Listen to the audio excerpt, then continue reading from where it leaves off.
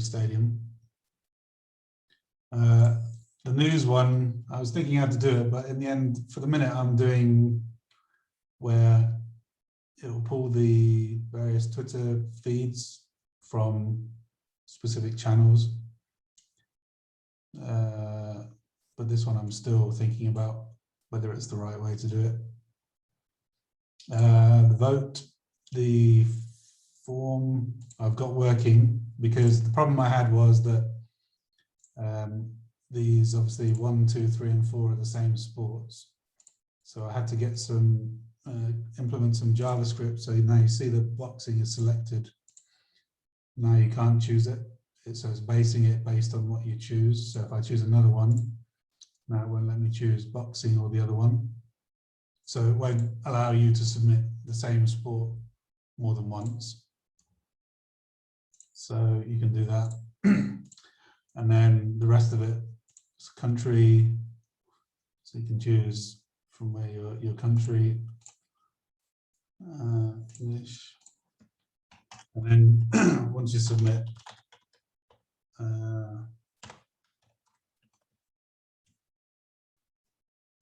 submit your vote, and that will get put in the database and then redirect you back to the home page. I need to redo the timing on that. I've also done the login page. So that's for the admin.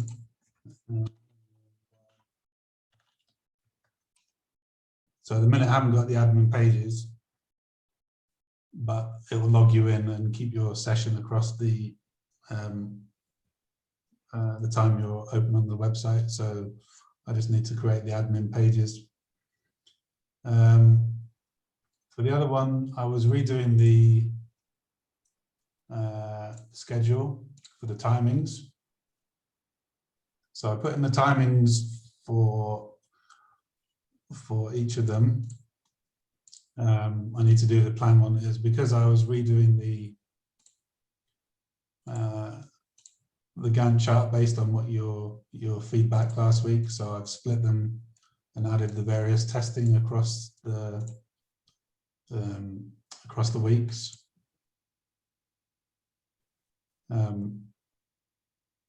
So I'm just working out whether that's the best way to do it before I complete the other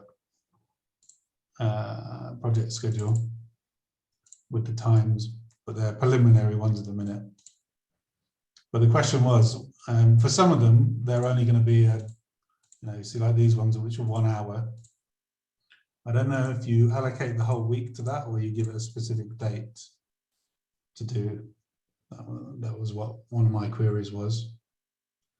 But otherwise, what's left to do? The admin stuff, admin pages, and then a few bits here and there on the website, just to tidy it up. But otherwise, I can't think of anything else unless you've got some questions.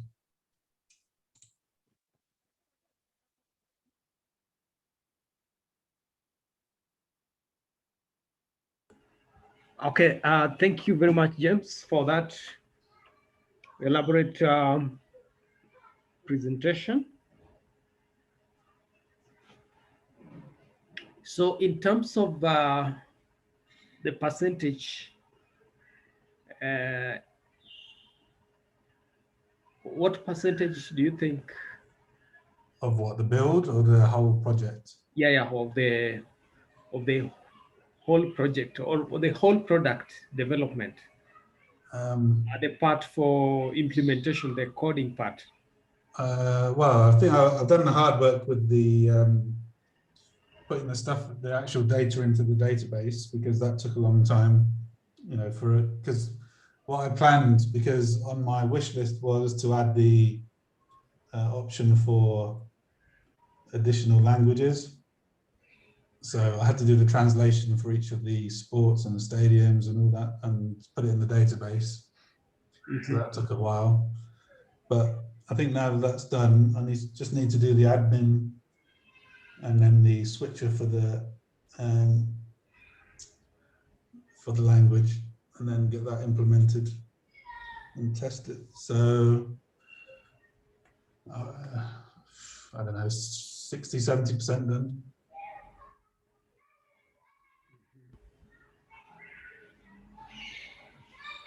Okay.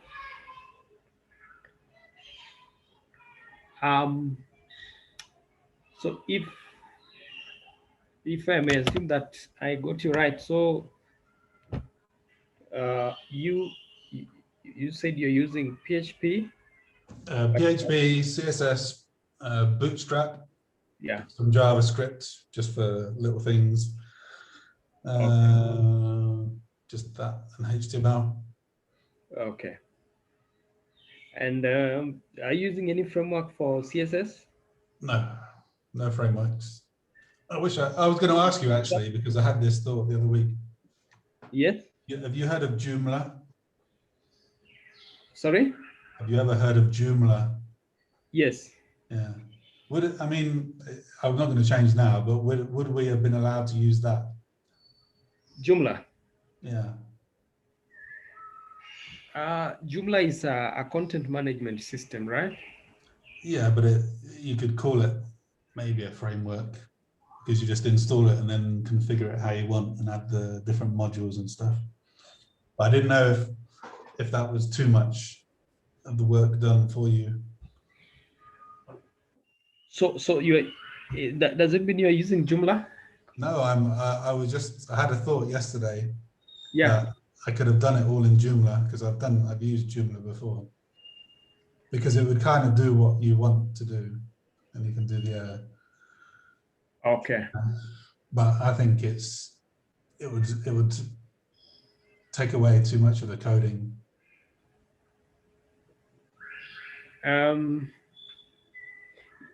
Yeah, because we are looking at the input. If that is a CMS, if you're using a CMS, then we need to look at what you're going to do in that website. Yeah. So it was just a thought, because but we don't encourage use of Joomla or this WordPress. You know. Okay. I didn't know what the restrictions were. Write this from scratch. Yeah. Well, that's what I've been doing, which has taken the most time. Yeah, which is recommendable. Yeah. So in terms of how do you rate yourself? I don't know. How well do you think? I mean, it's just taken a lot of hours doing the copying the content that I want for the stadiums or sports and all that stuff. But otherwise, I think it's going okay.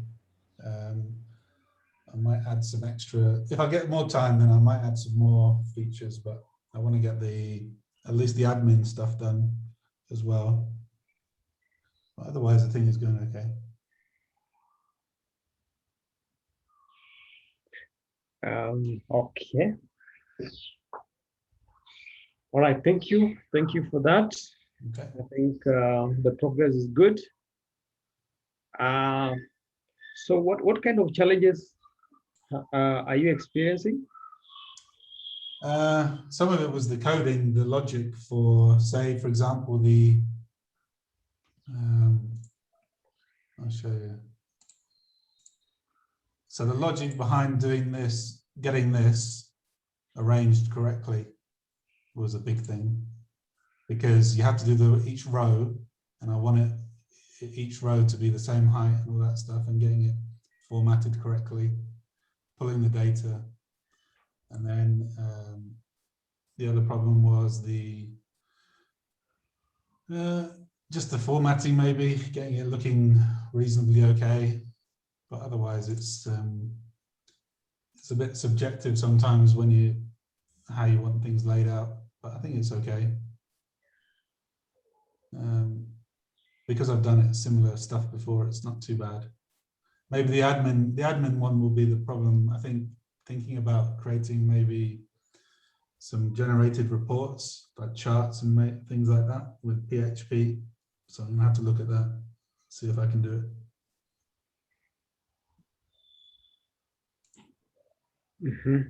But otherwise, I mean, you know, you do stuff that you're comfortable doing and maybe some extra stuff.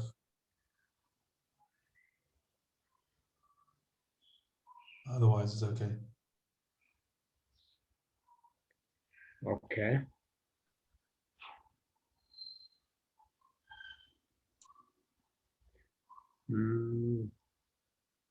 So I didn't hear the percentage in terms of what you've done and what you ought to have done.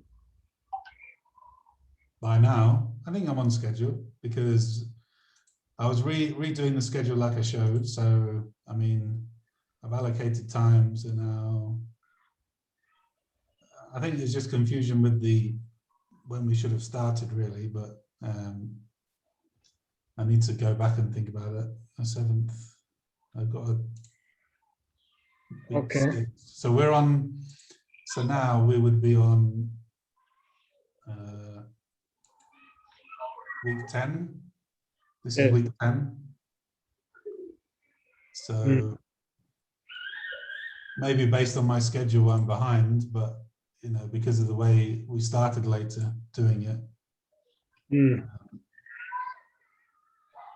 But week 12 is the 26th. So Okay. I think it can be done by then. Sorry? I think I can be done by the end of the month. By the end of the month? Well, that's when you want it done, by the 26th. Okay. All right. Yeah. I mean, submission is June, so there's so much time, but I'm just trying to get it done before. Oh, okay. Oh, it has been moved from May to June. Well, it was always, so the ePortfolio link is 31st of May. Yeah. And then what's in June? I'm sure I saw something in June. Product development, Saturday, June the 5th, final submission of ePortfolio. So you have extra time, eh? Yeah, this is what the confusion was before, because we've got until the end of May, but you were then saying a few weeks ago that we had to get it all done by the end of April. Yeah. So that was where my planning had gone slightly delayed. Okay. All right. Thank you, James. Okay. Yeah. What I can say, the progress is good. Maybe you can just show me the code, the source code, just Okay, 1 minute. The directory where you have stored your source code. Which page do you want? Anything?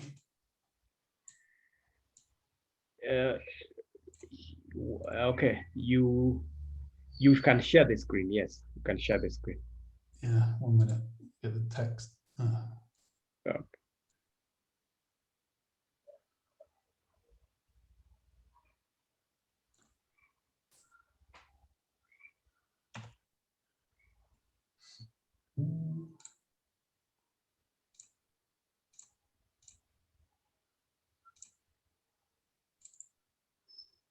So this is just what I was working on, the vote page. So you can see it. What I've tried to do is implement it where I've sectioned it up so you do includes for the standard code that's used on all the pages. So if I need PHP code, then I'll add that in. If I need the connect script to the database, I'll add that in. If I need you know, the standard head data like CSS files, that goes in there. So I don't have to recopy it. If I don't change anything, then I just change it on one page rather than changing it across all the pages. Yeah. So it keeps it standard. So the navigation's there. And this is just selecting the this is, so basically when you vote, if the post submit button data has one of the, so like for example the select data, So this is just inserting the data into the account and the form table. So it's just using if and else ifs and all that stuff to generate the page so it posts to itself. So if nothing's set, then it will show the form. Otherwise, it will show it will submit the data. Navigation is a similar thing. So this is where I was had to work out the logic for generating the sports and stadiums, the rows. So it's probably not the best way to do it, but that's the only way I could think of how to do it properly. So rather than doing it each one in a list, static. Stadium, so it's a similar thing. So the stadium calls back to itself, so it's got a get. If you use a get for the stadium, it will display the stadium based on the choice. Otherwise, it will show all the stadiums. The same for the sports. So the good thing with that is because it's a get rather than post, you'll get the unique URL for the page, so you can bookmark it or share it rather than having to go through these navigation of the stadium, the all sports or all stadium pages, and then just CSS. I need to tidy this up a bit because it's just been put in the order I've used it, but I want to just organize it a bit better so it's in logical sections. And then the news is, so on Twitter, you can, they allow you, if you put the channel, channel name in, then you can get the formatted Twitter timeline. So then you can embed it. So this is all just from Twitter.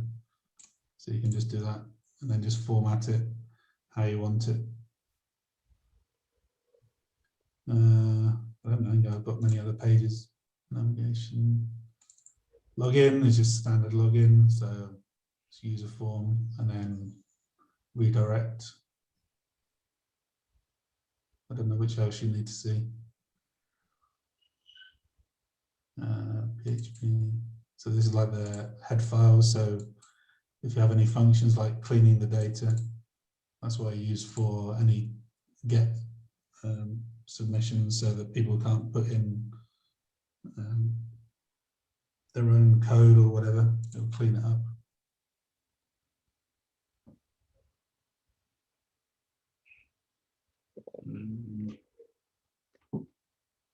Okay, that's comprehensive.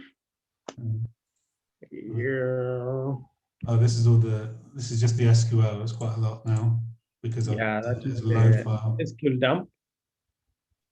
So this is all the languages. Further down here, this is for the sports. So you see I've got the sports, French, English, French, and then I've had to just translate it and then put it into the HTML code, so it'll just load it. Okay. That's just test users. All right. Then please share for us again your directory structure where you have put the code, you have placed your code inside your computer. One sec.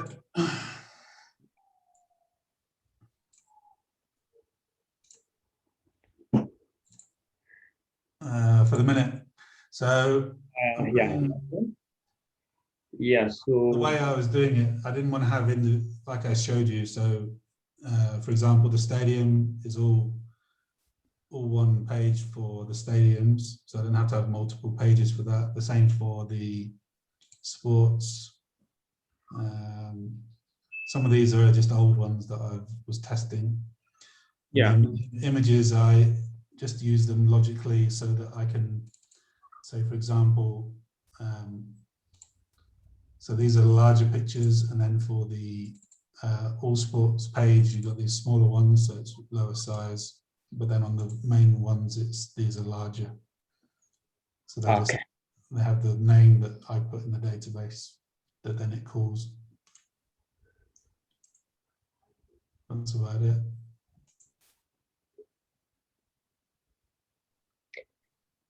Okay. Wow, wonderful. That's great. I think I'm happy with the progress. I think you just need now to fix the other issues that are remaining, the other functionality, to fix them so that yeah, you basically looking towards evaluation. Yeah. After which now you'll wait for the presentation, for the final presentation. Yeah, I just need to, what I'm probably lacking on is the documentation, but now that I've got most of this that I want done, I'll look at that as well. Sorry? I'm saying I was focusing more on getting the site built, and then now I'll go back and do the catch up on the documentation. Okay. All right. Thank you. Thank you, James. Okay. Yeah. So let's meet Paul now.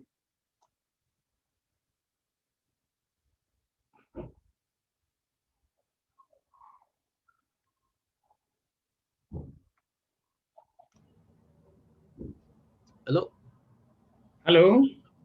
Okay, so this is my project. It's basically, this is a folder structure. Yes. So it's a Laravel application. This is how Laravel sets up. You have some default files, and then the code will be sitting in this folder and this other folder. So Laravel is basically what we call MVC, model view controller. Takes a model view controller approach. And here is basically where I have the controllers. This does my logic, my business logic. I'll open up the code, but first of all, let me go through the structure. And this is where I do the models. The models are the database connection, sorry, the tables, anything to do with the database operations. This is where that's captured. Then you have another folder here. It's under resources, the views. It's called, this is where the views, the HTML files are captured. And then we have another one here called the public, where I do the CSS, JavaScript, and images, and anything that's supposed to be accessible via the browser. So basically, this is the folder that is served by the web server. Additionally, most of these others are just configurations. Like now, this sets up the environment, how the database connection, the email servers, and all that. That's the file that does all that work. Let me not dwell so much about these others. And then, so basically, my code, on the code side, let me just scroll up to where we start. So I'm going to open up one of the controllers, like let me pick the athletes module. The athletes module. So basically here we are including the models that are going to be used by this particular controller, and here different methods. So this is like calling the landing page of the athletes module. This is showing a single record, and this is where it connects to the database and selects all the values. And then this is where it calls the view that displays the information. This is how you add a single entry. This is the part where we check the form submission, and then this is where I do an insertion into the table called athletes, and any responses to the users. This is where I'm calling the views. So on this particular one, I'm doing a view where I'm doing a model pop-up, and then this one is where a page is loading. So you have those two options to manage my forms. This is my editing module. It's more like the addition one, but with this one, it has an extra element of selecting single record using the ID as an argument, and this is passed from the point you call the function. Below here, there's this one for viewing as a single record. I'll show you on the application how that happens. And then this is the part where I'm uploading any content, like let's say images or any media content concerning that athlete. Sorry, this is the one for retrieving, and then this is the one to upload the content. This is for deletion of any of the uploaded content. This function here does a deletion of the whole record, but I don't do hard deletes. I just do what we call a soft delete. So basically doing flagging a record if at all you don't want it to be displayed. In the table, I have a single column called a delete flag. So I just set it either to a 1 or a 0. So 1 means that that record gets deleted. Yeah, that's it for that controller. And the model for the same logic looks like this. So basically this is where I do my queries, but this is called Laravel uses something called eloquent SQL. So I don't have to, I mean, you don't have to write normal SQL code. The system, Laravel will generate the SQL for you, but you have there's a possibility of writing raw SQL. So my joins here, and then the columns I'm selecting, and then here is when I'm doing my filters. Basically, do you remember what I said about the delete flag? So I'm checking the ones which are not deleted, and my groups, my orderings, and then now I basically return the value of that. This is for selecting a single record, and this is what I was talking about, the soft delete.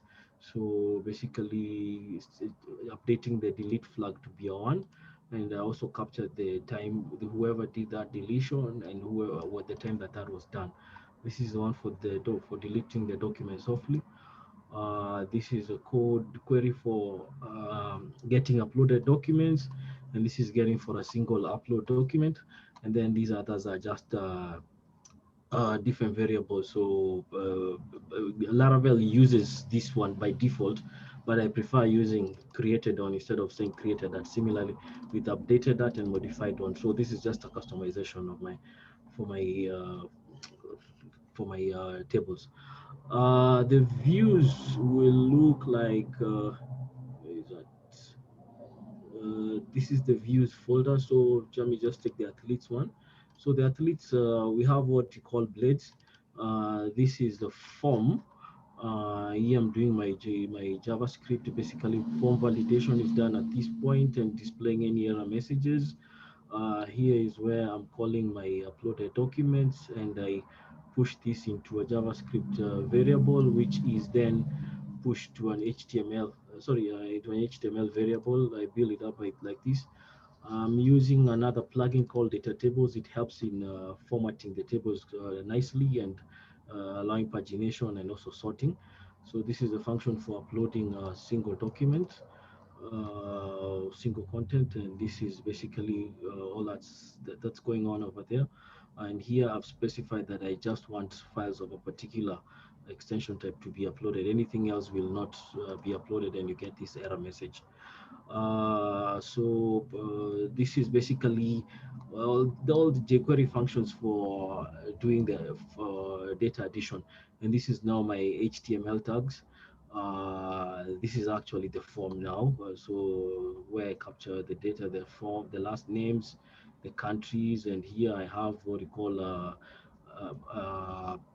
rich text editor. I'm using something called CK editor. So, and then here, this is the other part for uploading the different media.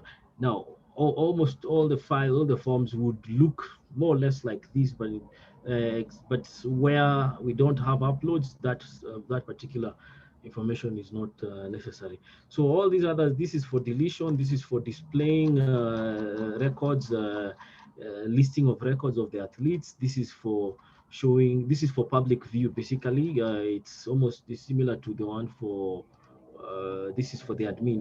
These two are almost similar, only that this one has buttons for action buttons.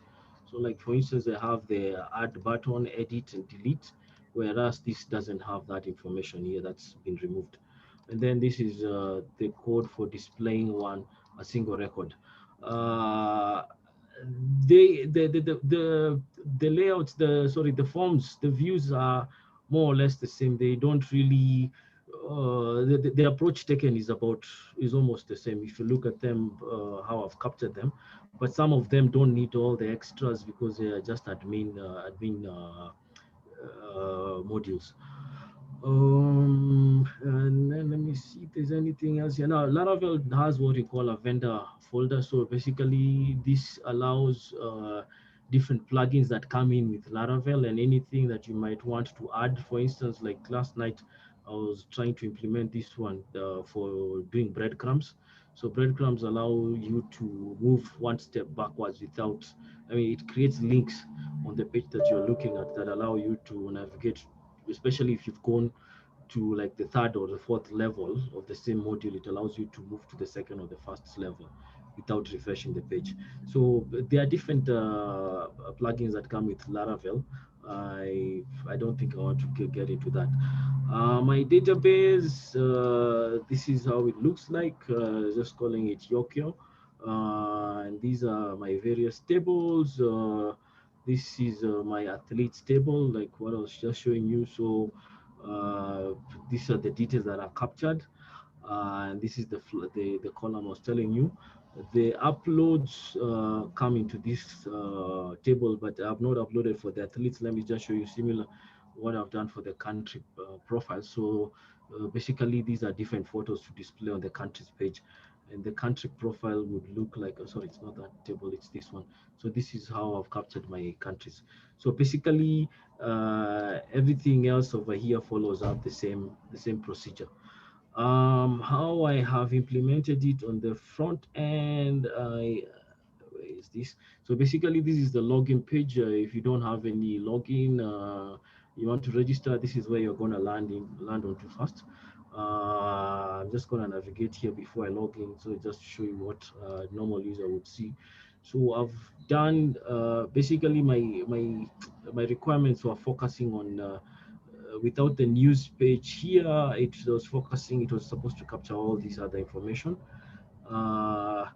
So the home page, yes, this I managed to populate it finally, and this is how it looks like. So basically, this is the news content. If I click on this, it's going to go to just opening it in a new page. It goes and shows a single news article, and this is how I've done it. And these are the uploads I was talking about, but I want to change this to reflect a different approach like I've done with the countries. So for instance, the countries they look like this. So I did the flags to show them for the countries, and then this is how I'm uploading my images are captured. Now this was just last night's work, so some stuff like this will need to be cleaned out so that it looks a bit more compact. Back to the home page here, this is all about the news. And then here I have latest results. That's how I displayed. And then the gallery is picking content from the news articles. And then I introduced another module here for tweet feeds.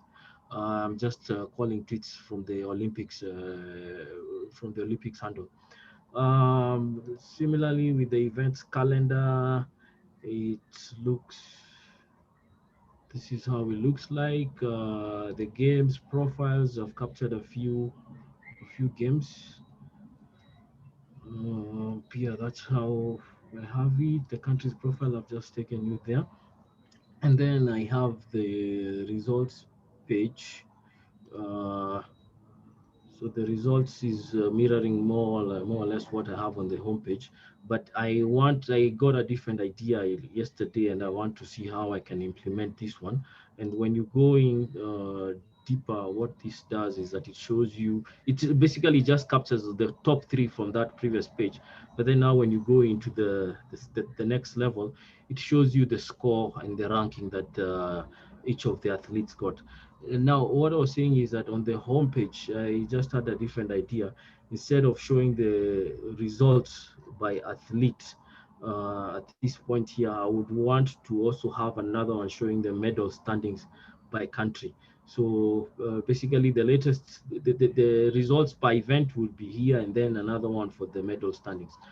The admin side of things. just log in.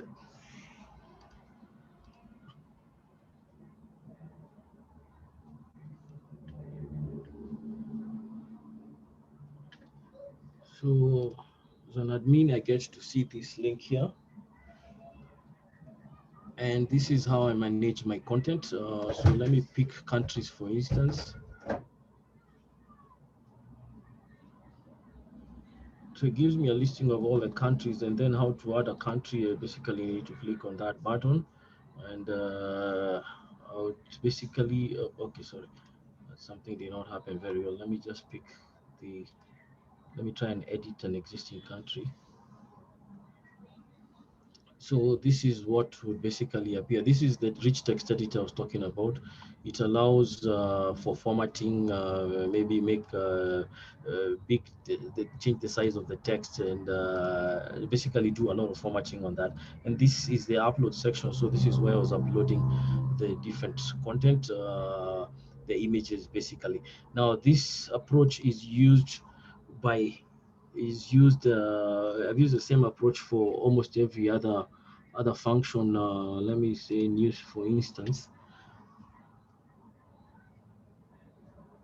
I'm using the same approach here. Let me hope that the add button here is going to work, unlike the, yeah. So basically when it's a new record, everything is blank, but you can't navigate to the uploads until you first of all fill this. Once you fill this, it will automatically take the user back to this to the upload section. I don't think there is anything more to show on the system itself, but then now, according to my project schedule, so I've been populating the actual and the actual start and end dates as I progress on. Basically for the system admin modules, I'm basically done. I need now to work on the testing. Similarly, the same thing for the public modules, that's already done. Well, okay, at least I'm ahead of schedule. At least with the time that I have now, I should be able to do some changes. Like today I was working on the past Olympics, so let me just open it on this page. Past Olympics, where is my past Olympics? So this particular module is supposed to meet this particular requirement here. This is the display, and then this is the admin side of things. So what I have done is I was getting lists of Olympic events, and this particular module, I did it very simply. It's basically putting the title of the Olympic, and then I put the URL. Now I'm getting almost all my content from Wikipedia, so I put the link, and then how I did that implementation. This is the way it looks like from the front end. But what I've done so far is to display content from the link that's there, but by using an iframe. So it's basically pulling content from Wikipedia for at least the past events. And I have been doing some thinking, and probably with some advice, this approach, I want to change this and not display content from Wikipedia in an iframe. Instead, I'll want to just capture the medal standings. Basically, the issue of capturing and populating content is quite tedious. It can take like about 2 or 3 hours just to populate. Like last night, populating the country profiles took a while because I have to get the content of the country, and then get the different images, like now which would be here, and I have to put these images on. I have to save them on my computer so that I can upload them to the content management module. And yeah, that's quite tedious. So I wanted to save this one at least for last, but I am just thinking of just taking the table and not the whole page. I believe, yeah, that's about it from my side. Now for the reactions. Okay. Thank you, Paul, for that elaborate presentation. Yeah, I must say that the progress is good, and in the right course. The tools that you're using are appropriate, and yeah, I think that's also commendable. You'll at least write something about Laravel framework just to show that you understand it and you are able to work with it appropriately, so that you don't do what has been already done by the Laravel, but you are able to utilize its features correctly, and come up with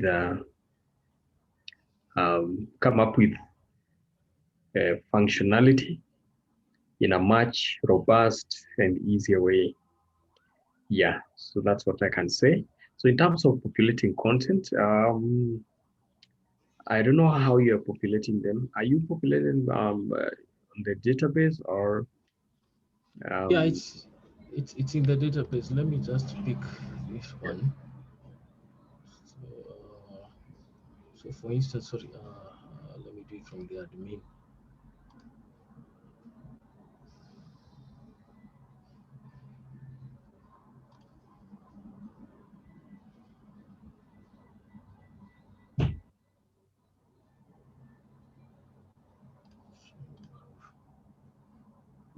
okay, now I can see. So basically, this is content sitting in this table here. So just try and get these ones. This is this one here with an ID of 1. I can change it directly from the database here. Yeah. I should change this to a 2. Yeah, like that.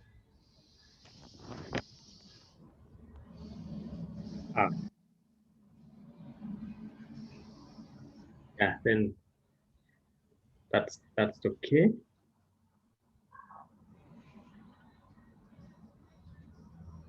Yeah, so I think there is no problem in terms of populating.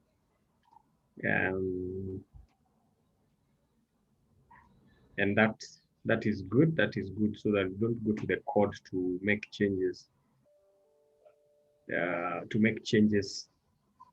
On the website, just at the back end, you are able to log in to the admin panel, which is commendable. Yeah, so you'll check. I don't know what were which functionality are you working on next? Now it's basically going into testing. So are you through with all the functionality? Yeah, all my functionality. It's the only one I'm talking about. Taking a different approach is this one. That's the one I was talking about doing. It's displaying an iframe from Wikipedia, but the link to that iframe is captured in the database.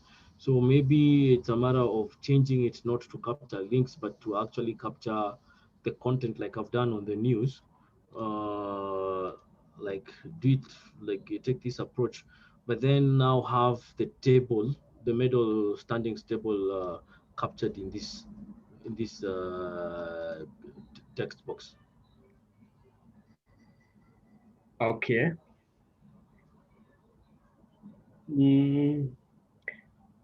And were you also looking at the current scores, maybe the current medal standings? Yes, that's how I have done it. I don't know where I have it open. The way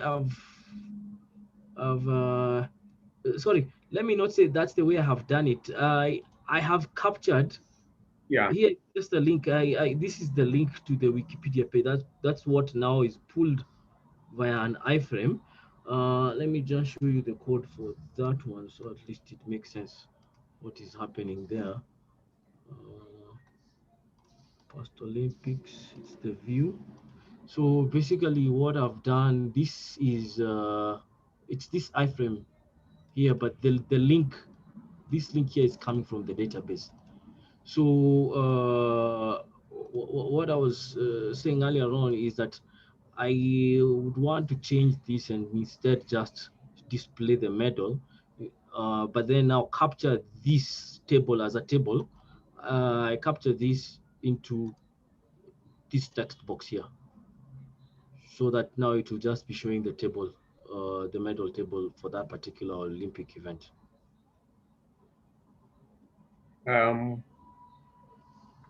Well, yeah, because the way you've done it, when you are pulling a whole page from another website, then there are issues to do with the copyright. So that one may not be allowed if you don't have an express authority to pull that page, the content. But what I think you can do is you can create a table. I think using that content editor, there's a place to insert table, or I think there's a way you can insert a table, and through that you can go ahead and put in the medal standing. It doesn't have to show the same way it is appearing on Wikipedia, but you can customize it by just having um, your own way of displaying the medals or the past games. Because if you pull it the way it is put on Wikipedia, then that one is also will also bring an issue in terms of copyright. Yes, so I was also thinking you could put this in a database where you have a table for past games. You have the country name, the medal type, and the number, like how many medals for that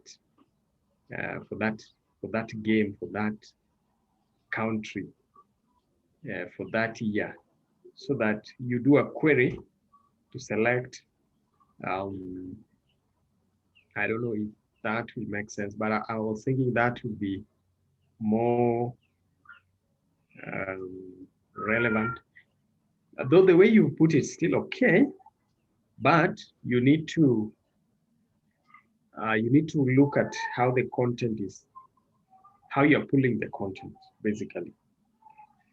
But the other way is having a table where you have these medals, the games, the game, the country, and the type of medal, be it bronze, be it silver, be it gold. Then how many? I don't know if you can think of something like that. It's like this one here. This is, yes. So this can actually be pulled from a database, not necessarily a page, like copying this page. So you can pull it from a database where you have the table in terms of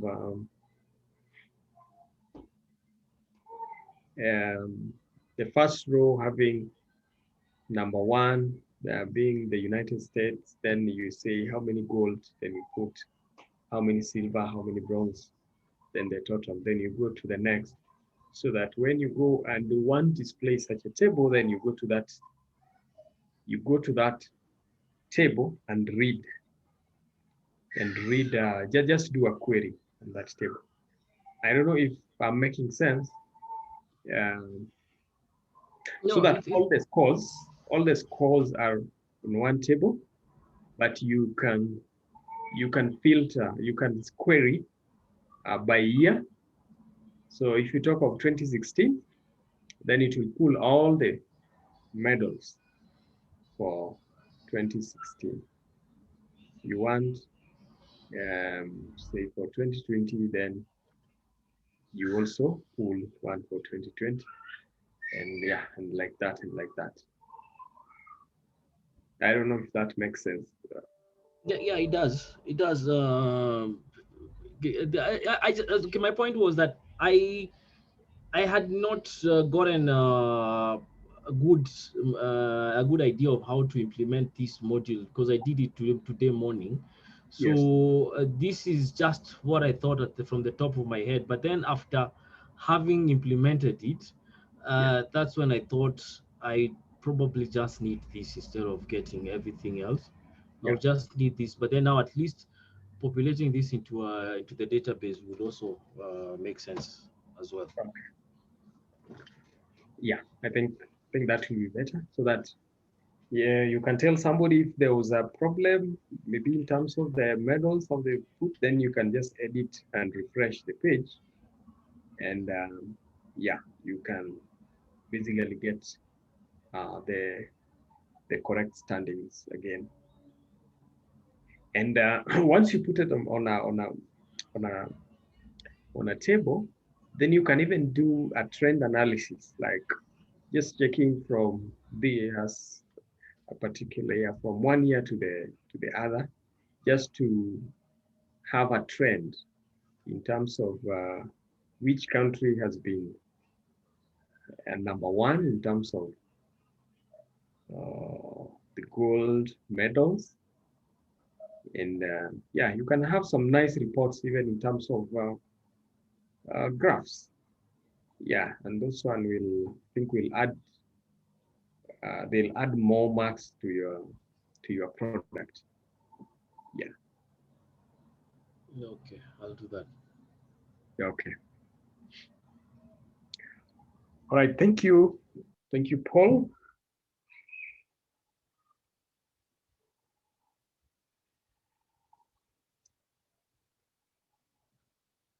Then next, let's hear from Sahil. Good evening, sir. Good evening to you. Can you hear me?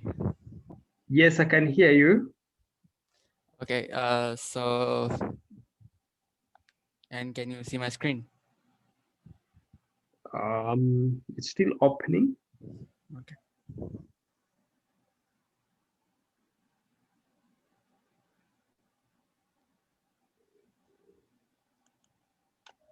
Now? Okay. Not yet. Yeah, there we go.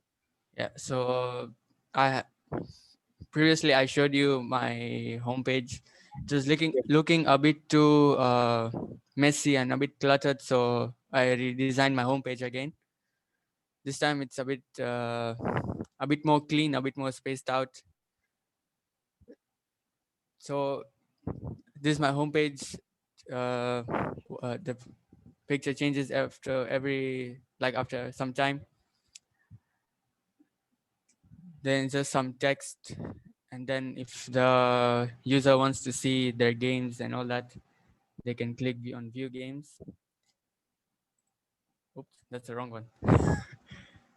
Sorry, wrong link. But if they can click on the navigation bar, they can see this data, like the date, the 800 meters man, the other swimming, and all that comes from the database. I still have to do more like on the visual appeal.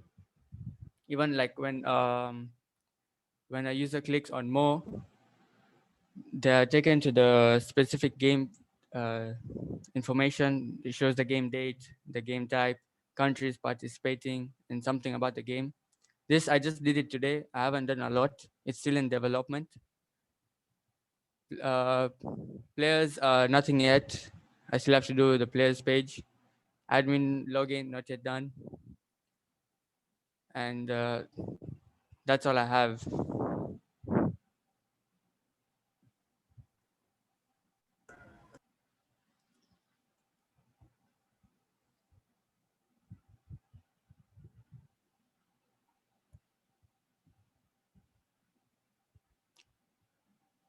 Hello.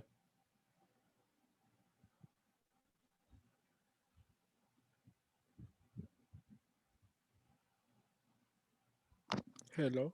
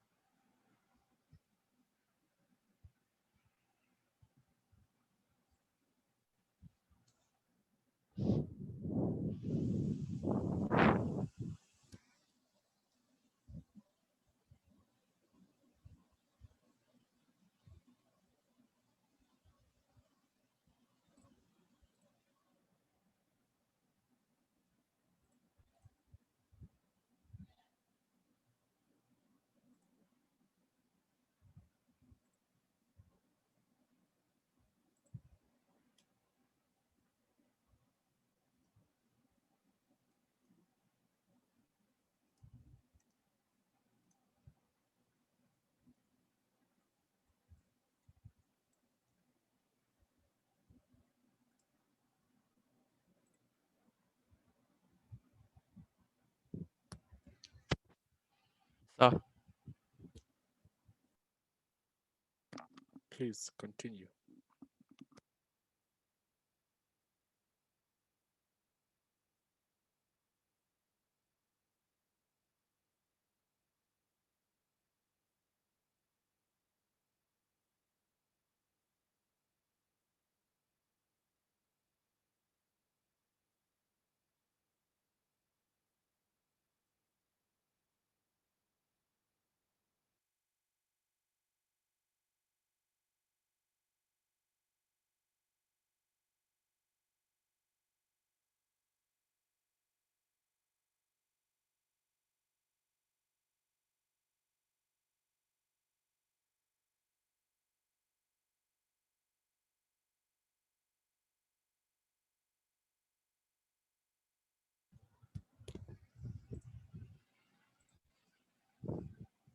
so this is my code structure.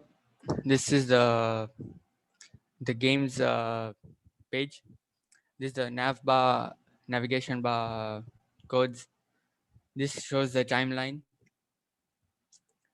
This is a PHP query where it shows the specific games, like game ID 1 is for 800 meters men. The game ID 2 is for the women, and 3 goes on for the other games.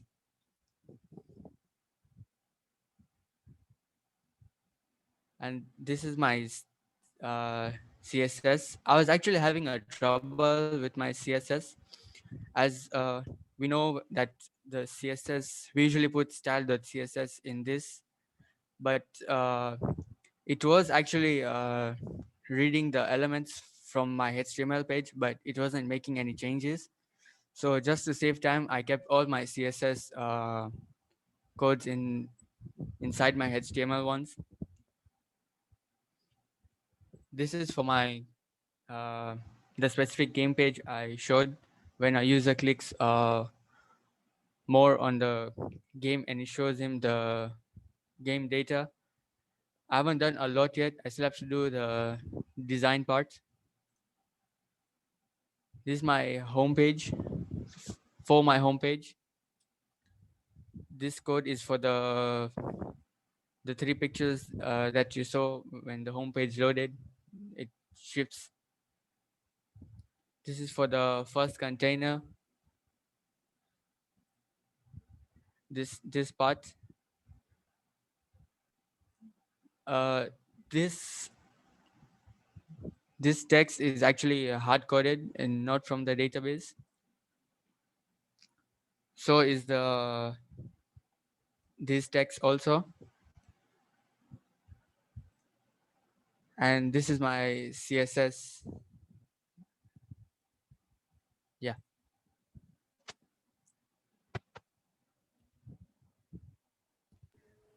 All right, thank you, Sahil. So I'm seeing you have Bootstrap, Yes. but you still have. Okay, I can see you have the connection is the one that has PHP and game, but you have others that are still HTML, Yeah. like the login.html. Yeah. I still have to change. Like it's an empty page. There's nothing really over there. Okay. Yeah, but I think the progress is also good. You have, I think last time you had static pages, but now I can see it's a dynamic website because you're using PHP. You have hosted it appropriately, so I think this is good. What kind of challenges are you encountering? I had encountered with my CSS. Let me show you again. So just a moment.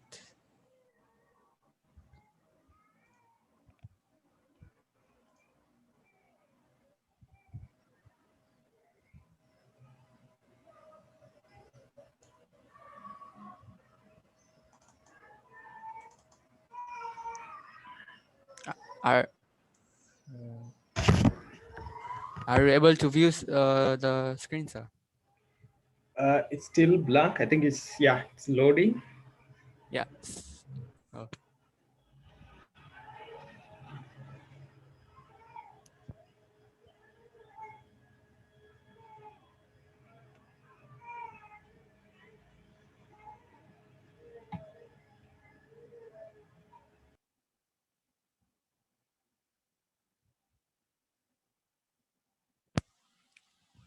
Is it okay now? Yes, yeah, I can see. Yeah. So as what we almost all of us do, that we keep our CSS, our style.css in this for the websites. Yes.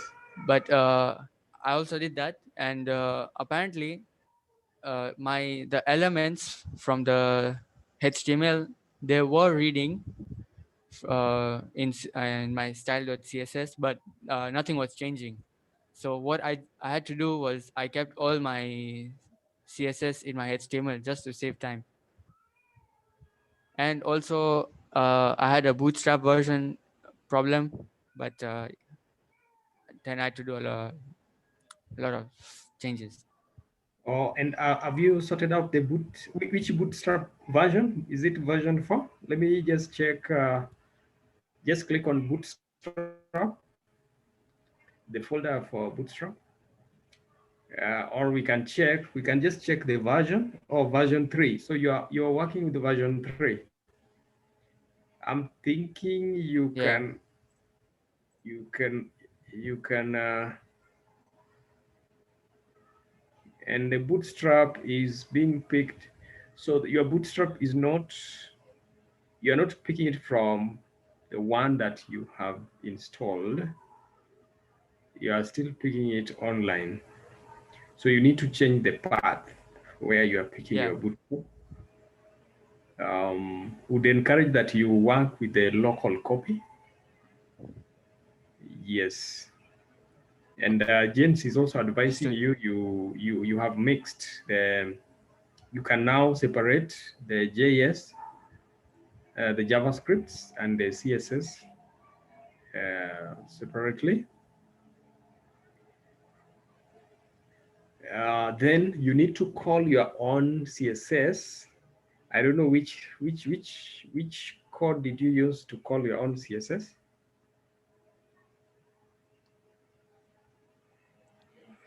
Actually, I've erased stuff, but it's, oh yeah, it's here actually. Where? Oh wait, sorry. Okay. Just a moment, my screen share failed. Yeah. So it's this one. Okay. So it is CSS slash style.css. CSS. But Yeah. now your code, are they in a folder? No, they are not in a folder. So that one I think should pick. So The if you actually it's in the folder. It's in the CSS folder. okay. Okay, just open the CSS folder.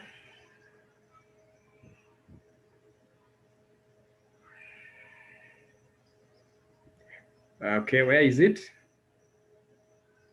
Style.css. Yeah, I think it should work. This one. Should pull.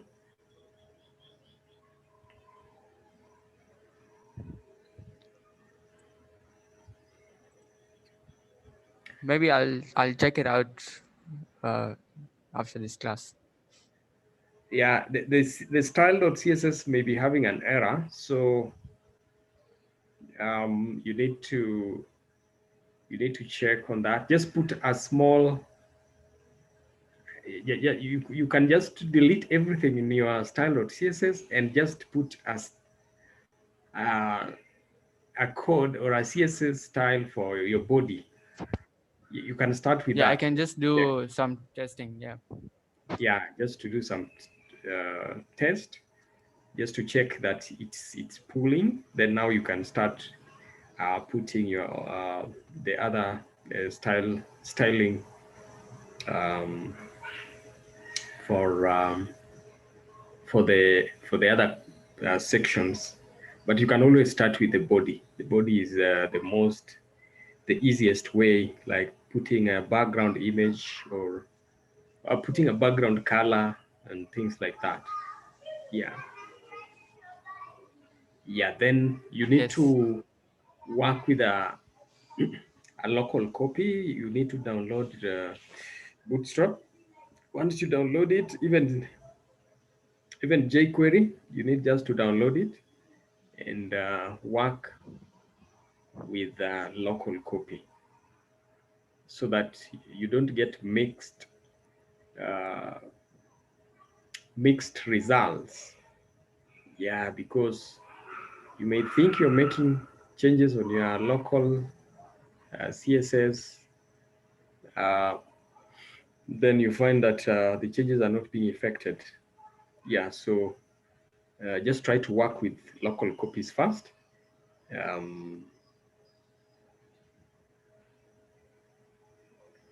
And from there, now you can now make changes appropriately. Yeah, you can also get advice shared by Paul, CSS.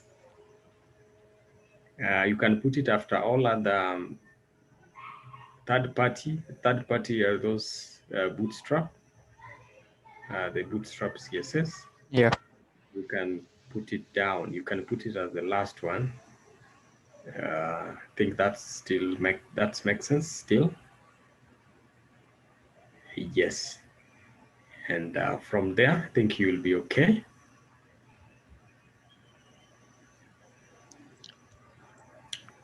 Right. So Thank you, sir. So you okay with that? Yes.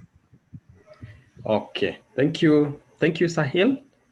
It's good work. So just continue putting more effort into it. Yeah, as you complete. So what is the percentage of completion in terms of your requirement specification?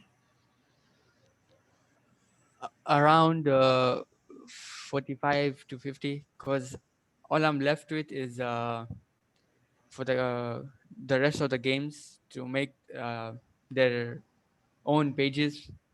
Then have to make player profile and admin pages. Okay.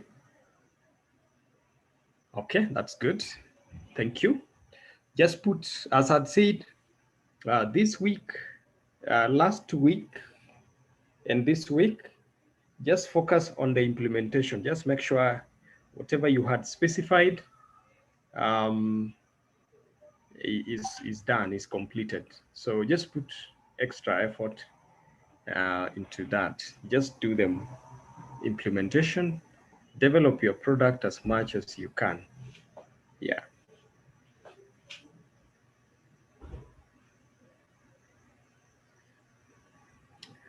Okay, good progress. Let's now go to Kush. Let's hear from Kush.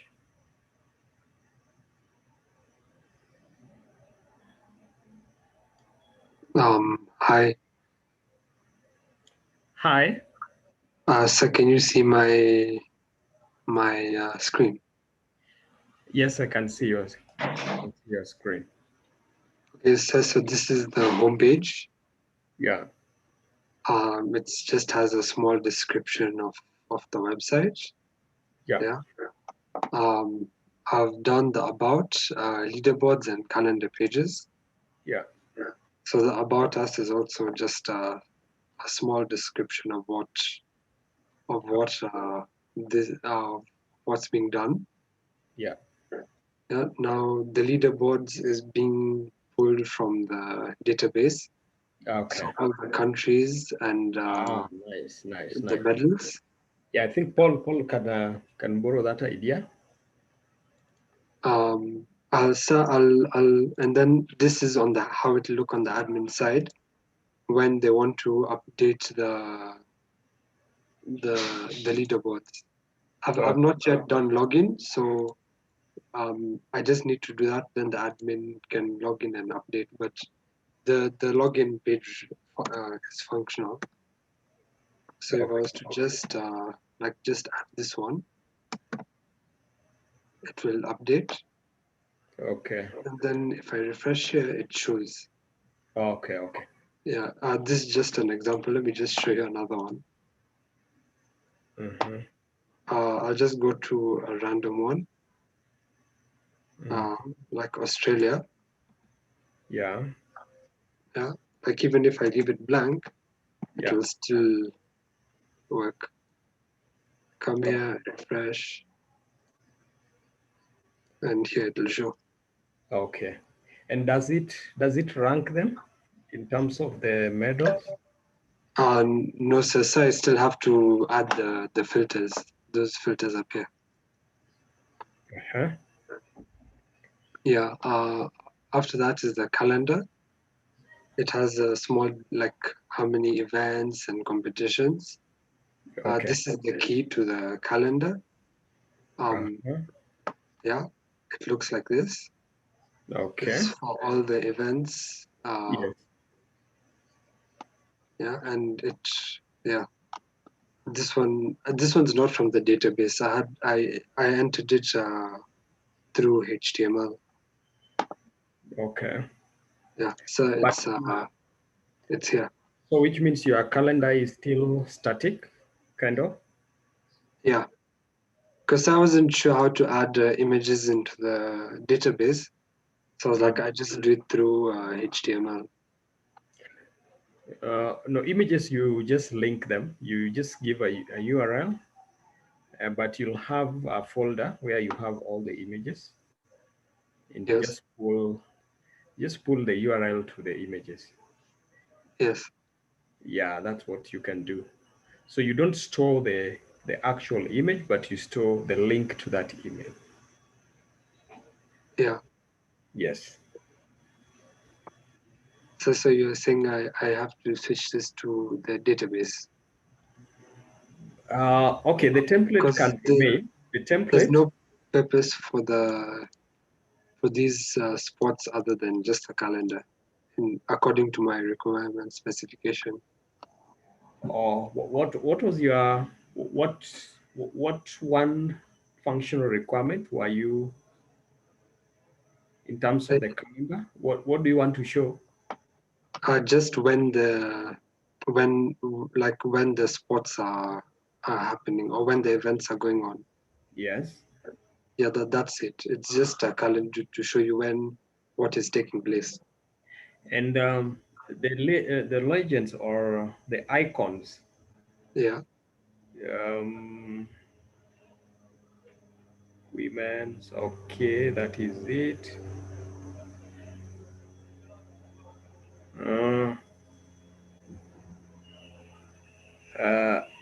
I'm thinking you need to either you can put the legend within the calendar. I don't know if, because if somebody looked up there, they may forget once they come to the calendar what those legends mean. I'm thinking you can put the key near the calendar. Yeah. So that, because the way you put it, I have to come up there and remember that mixed event is gray.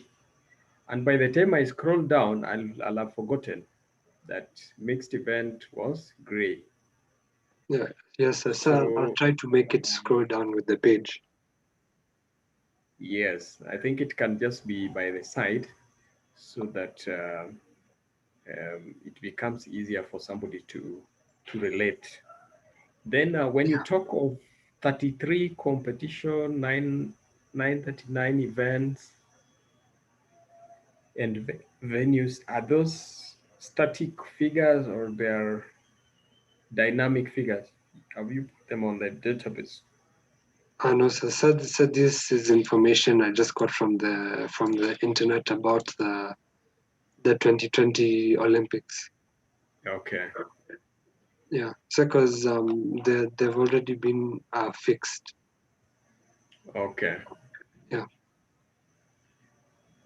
Simply tap on the icon for each schedule to see it in details.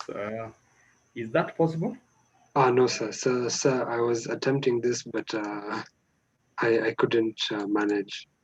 Yeah, because that will be very interesting. I just click Saturday, and Saturday 24th, I click, then I can see let me see if I can have some details about the events on that day. I think that will be very nice. Yes, sir. Yeah, so yeah, James is advising you can have a pop-up. Yeah, so you can click, then you have kind of a pop-up or a dialogue box, which will give you more information about that event. Yes, sir. So I'll look into it. Yes. So try to check for those. I think that one now jQuery will come handy. I believe you're using jQuery. Yeah. Yeah. So jQuery has a feature for JDialog.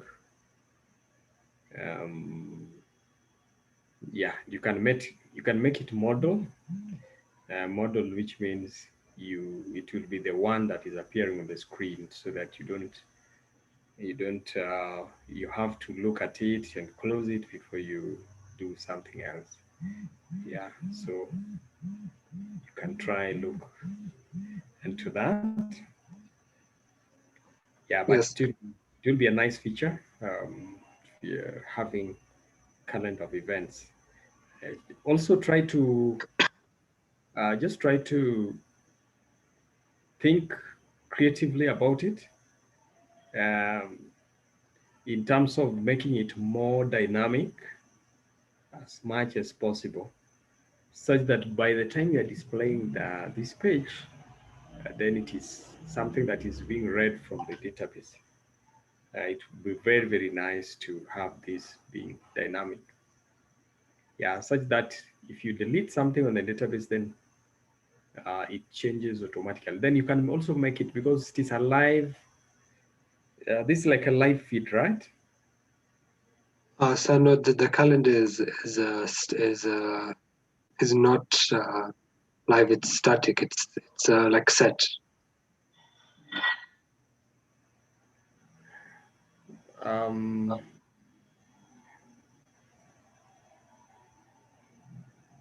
Okay, yeah, because he has predefined dates. Huh? Yeah.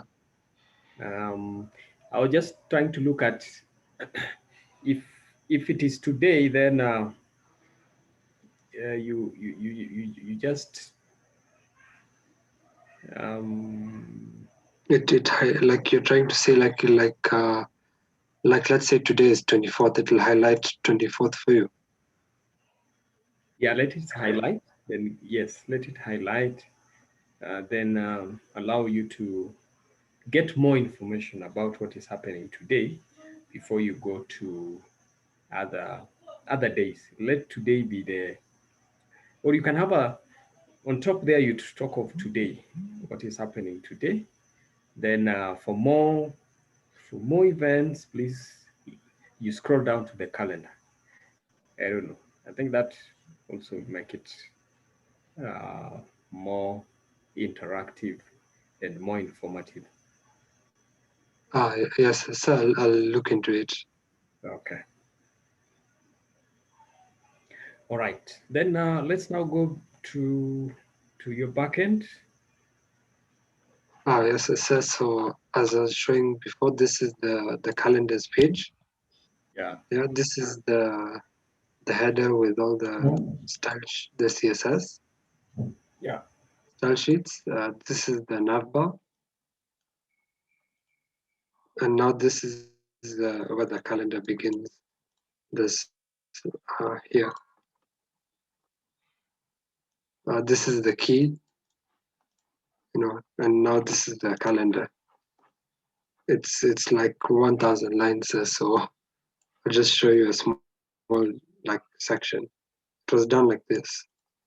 So the images are inserted and blank table sections are added. I can now show you the homepage. So the homepage is very simple. It again the style sheets, the navigation bar, Yeah, we are not seeing any. and yes, sir. We are not able to see whatever you are demonstrating. Let me.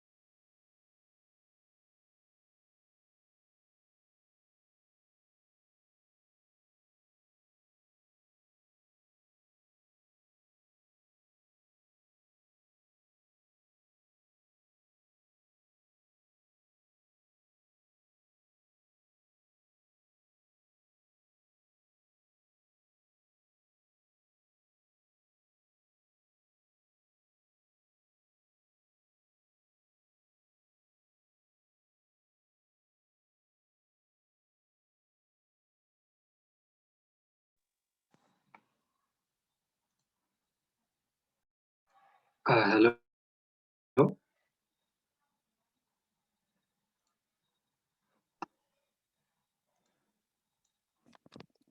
Hello?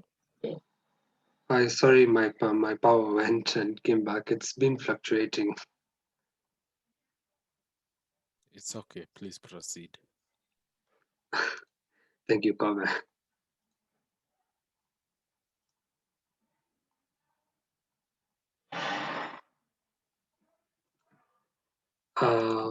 Okay, yes. So I was showing you the calendar page. You're telling me you couldn't see it.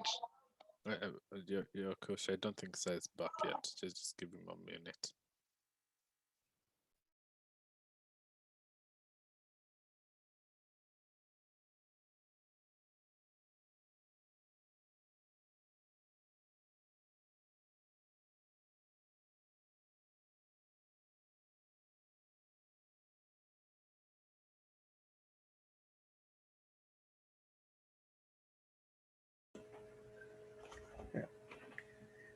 Hello?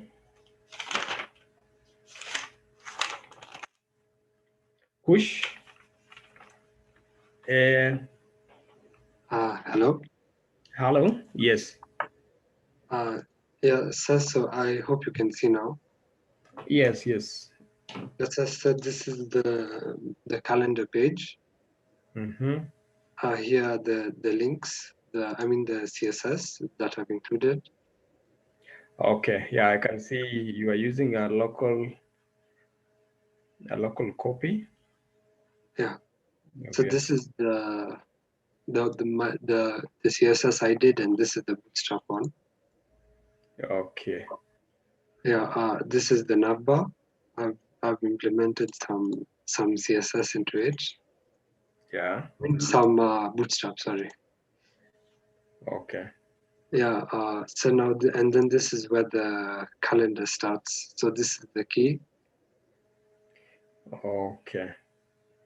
And And you try to avoid the CSS, the inline CSS. Huh? yeah. I don't know what you can do in terms of the inline CSS. So I'll try to add it to the main CSS. Yeah. Then this is the calendar. Yeah, so you see the calendar is fully static, so you need to make this to be dynamic because these are major feature. This is a major functionality to your product, so you will have to make it as dynamic as possible so that these details are pulled from a database. Yes, sir. So, but the only things that would be pulled from the database would be maybe the dates and the spots. Yeah, provided the content is pulled from the database. You can Yes, have sir. the structure, the template, but let the content be dynamic. Yeah. Yeah, So let the content be. Yes. I'll try to do that. Okay. Yeah. Then this is the leaderboard page. Right. Where the table is being called from the database. Yeah. Yeah, and yeah, this is just for displaying purposes. So when its updates are made to the update score page, they're reflected in the leaderboard page for the user. Okay. Yeah. So here is the PHP for the update score. Okay. Yeah, and then it's sent to the edit PHP where all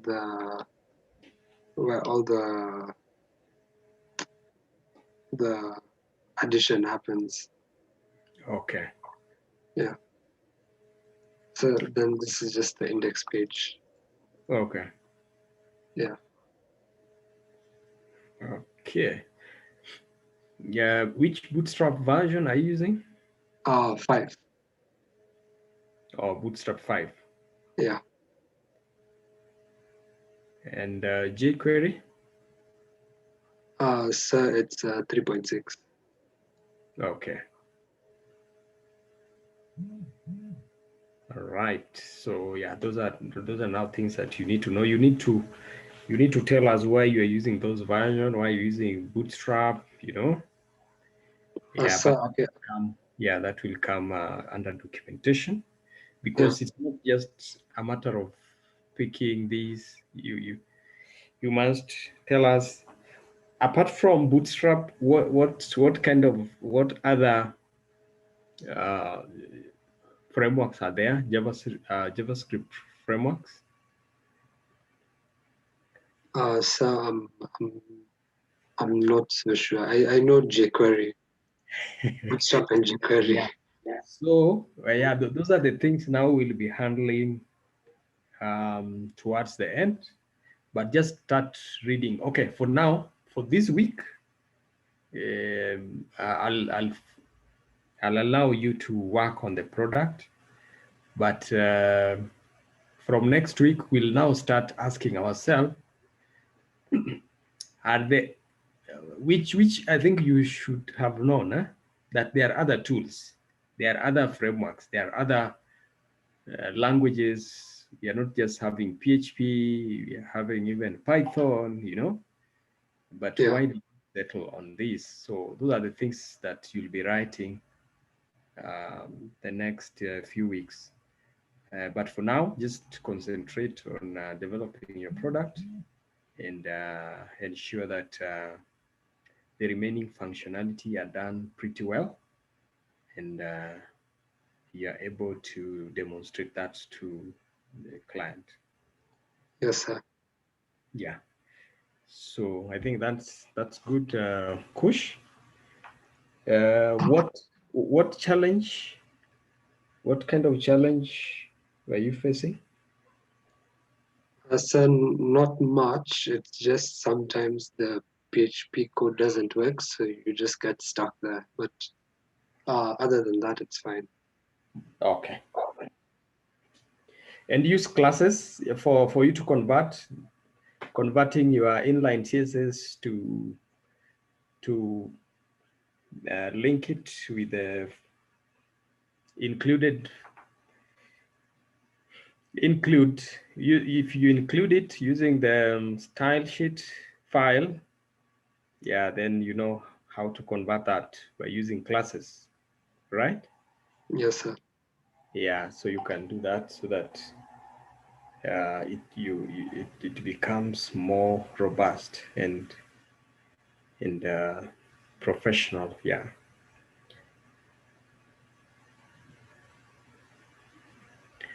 Okay. Thank you, Kush, for that presentation. Okay, thank you, sir.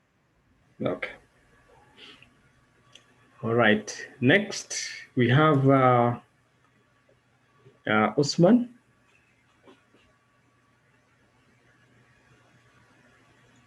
Yes, hi sir, how are you?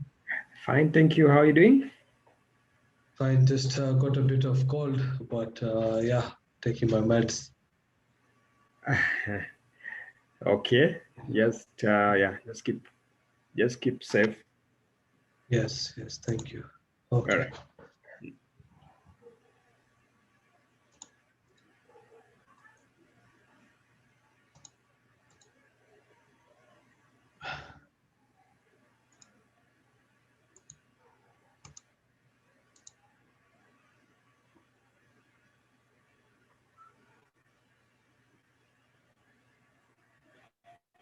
Hello sir, can you see my screen?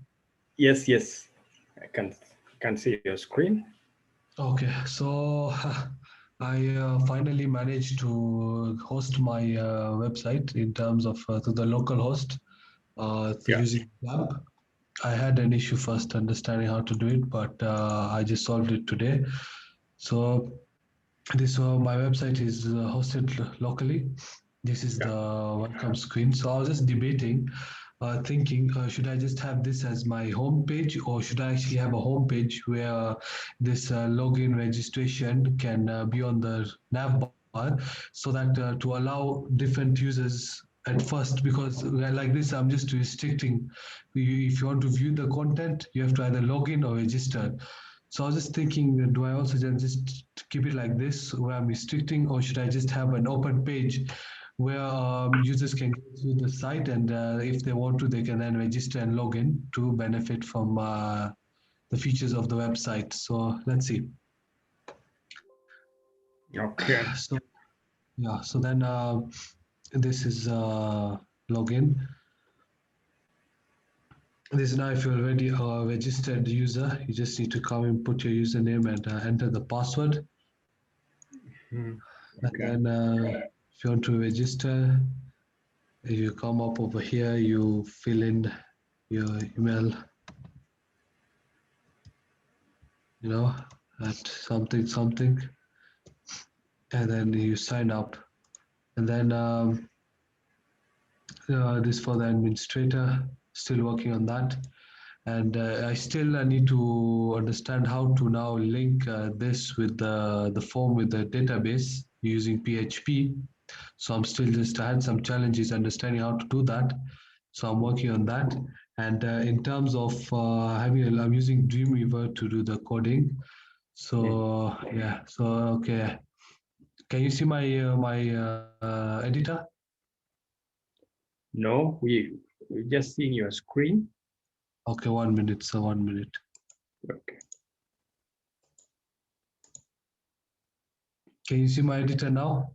Yeah. Yes. Okay, so I'm using my own style sheet, style CSS, which I created. I also linked in some CSS from W3 schools. I used viewport because from what I understand, if I use the viewport and the meta name, it makes my website responsive. So yeah, meant to see, it makes it responsive. And that linking to W3 schools, I don't think you need to do that. Okay. Yeah, because Why? you need. Yeah, because that's a third-party website, and you may not have rights to use that file without the authority. Oh, okay. What you need to do, you can create your own style sheets, the one you call style.css, and copy those styles. You just copy those styles and put them inside your style.css. Oh, Yeah, okay. because if they block you from accessing, then your site will not be rendered. Yes. To all display as you wish. Yeah. Okay. So then that is that, and then this is the JavaScript I have put in, and so I linked even with the JavaScript. Then for the login, pretty much simple. So I just now need to understand how to link this with the PHP which I've hosted using PHP my admin, and then so that it can reflect with the database, and then I can carry it on from there. Yes. So at least I managed to host it. I had the challenges understanding how to do that. So I managed to finally understand how to do that. And my next challenge I'm facing is now how to integrate the database with my work, so that when I save or when I register, it reflects into the database. Yeah. Okay. Yes. Yeah. So first of all, you'll do some readjustment on your code structure. Oh, okay. In terms of? Yeah. So when it comes to CSS, when it comes to your JavaScript that you want to use, then it's advisable you put them in a different folder. Okay. You can create it just the same way you have images. So you can CSS, you can call it CSS, you can call it style, you can call it whichever name. Then you put all the CSS inside the CSS folder. Then all JavaScript, you put them under JavaScript or JS folder. Conventions are CSS, you just call CSS. JavaScript, you just call it JS. And whichever name you give it, you drop it there. Then you link it. You link it appropriately. So you have to give the full path to that. Okay. Yeah, to that CSS or to that JavaScript file. Oh, okay. Okay, Yeah. no, I didn't know that. Thanks for letting me know. Yeah. Then Okay. the second thing is, as much as you've hosted your website, it's still static because your CET333. What is the extension for your files? Oh, what do you mean by static and extension of my files? Like admin is admin dot. .html. Yeah, so you know that HTML are static. Okay. So you need to convert them to .php. Okay, and that's how do I do that? By connecting my database with the So the first thing is just to rename your files. Okay, so okay, let's say the login. So I just say file, save as. Yes. Then I say .php. Yeah, .php.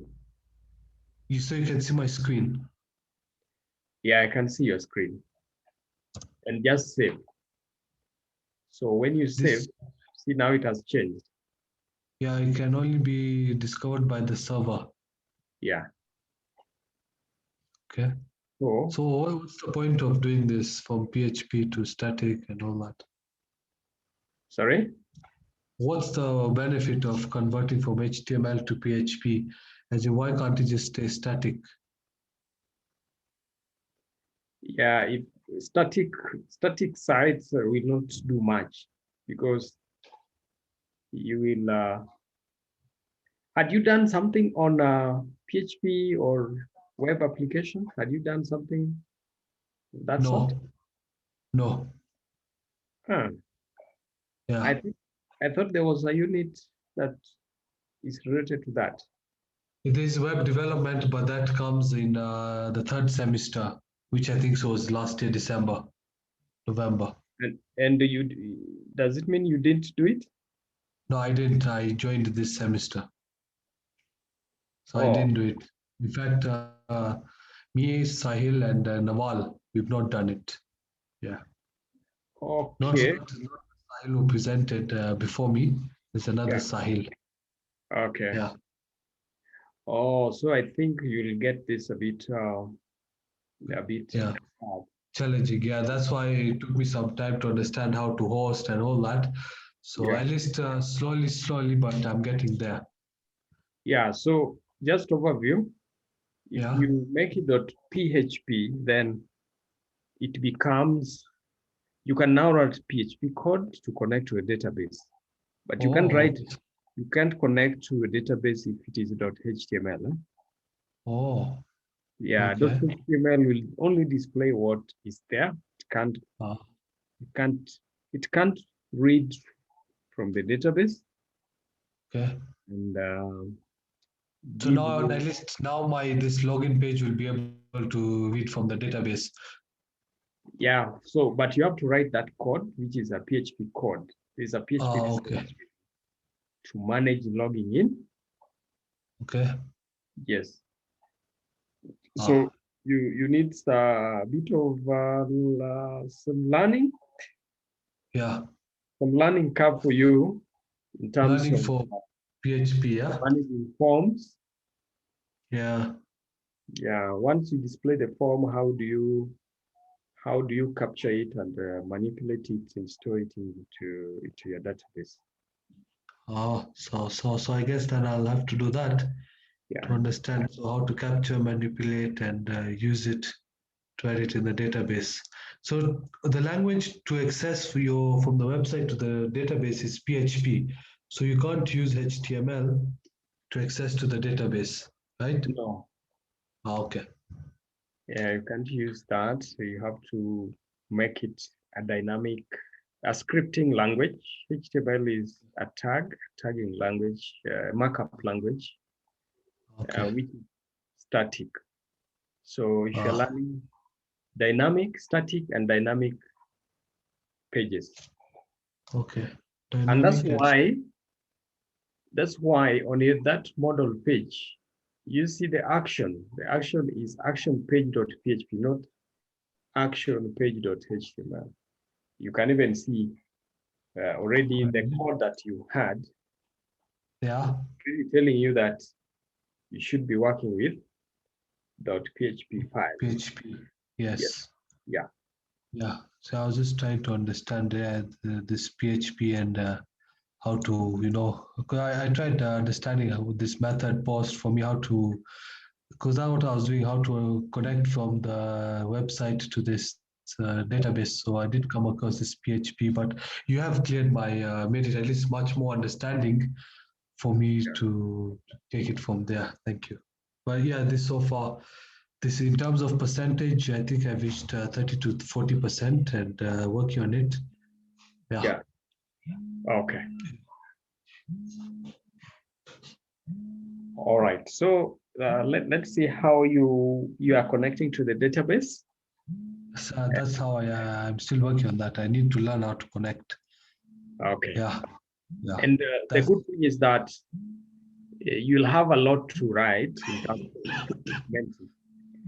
So don't be worried that you may not, that you still are not able to, you are not still able to have a web, or PHP connected to a database.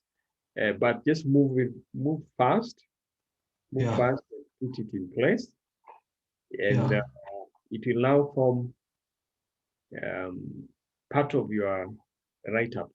Remember, from day one, we said it's not just about writing the code, but understanding. Yeah, understanding why do you have this, and why using this and not this one. Yeah, no, it's good. So at least now I'll understand HTML, the dynamic, the static.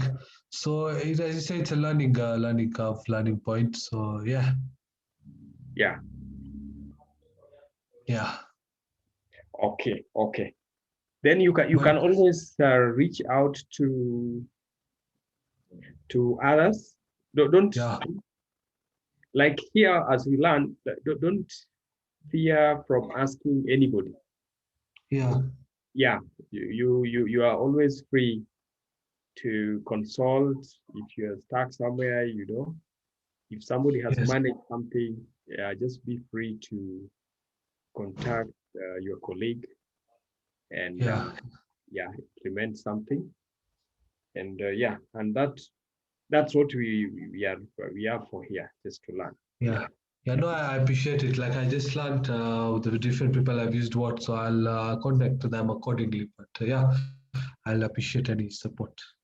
Thanks. Okay. All right. Okay, thank you, Usman. Let's go to Naval. Yes, sir. Yes, how are you? I'm fine, thank you, sir. Okay, please go ahead. Yeah. Can you see my screen? Yes. Okay, so this is the email updates on Fun Olympics registration system.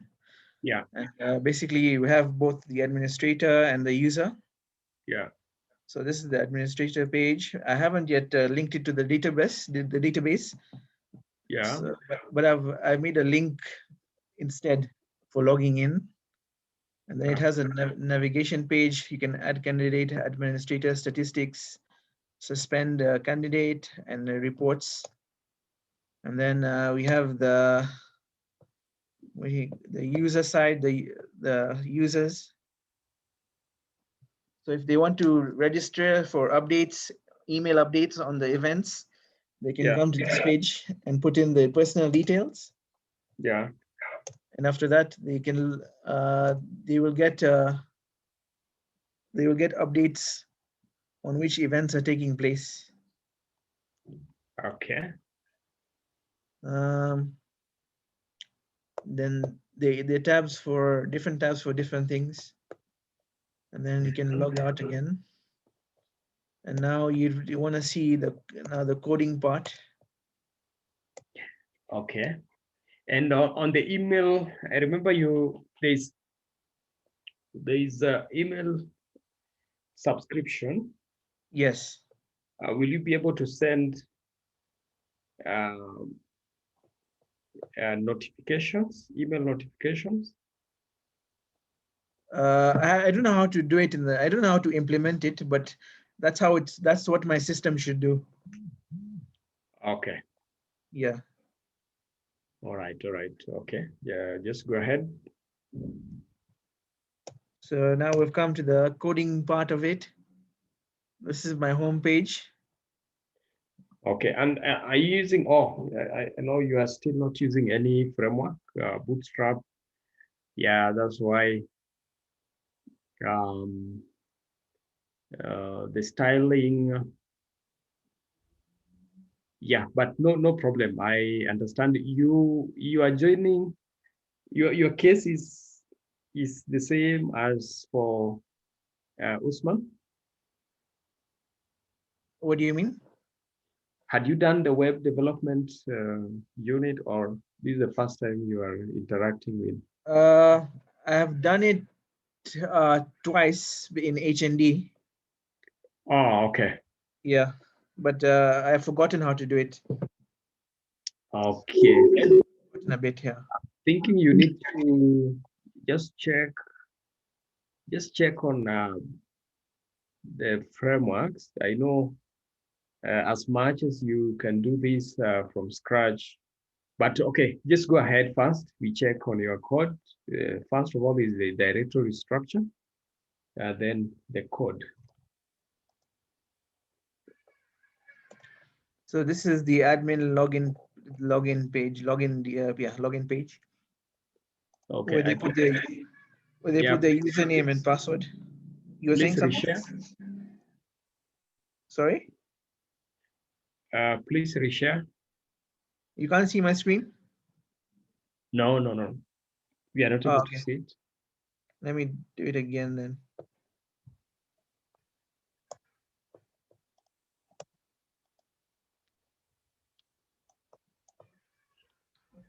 Can you see it now? Yes.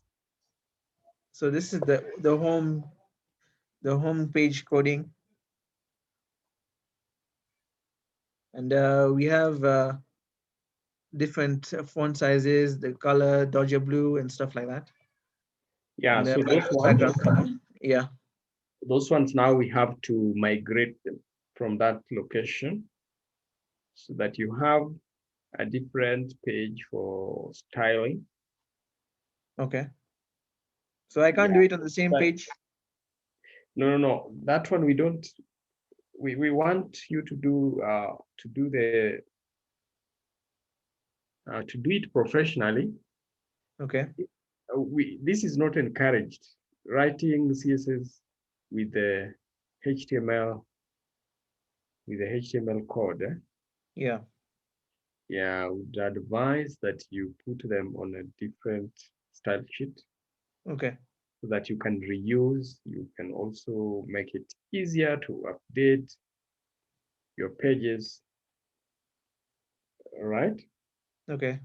Yeah, so try to check on how you can separate your design from presentation from the HTML code. Okay. Yes. And then we have the admin login. Also the images.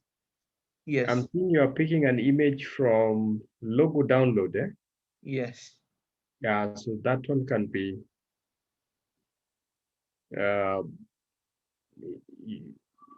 you either download it. It is recommended you download it so that you have it as your local copy. Yeah. Yeah, if it doesn't have a copyright issue. Okay. Yeah, so download it and have it under your local host, so that you link it from there. Okay. Yeah.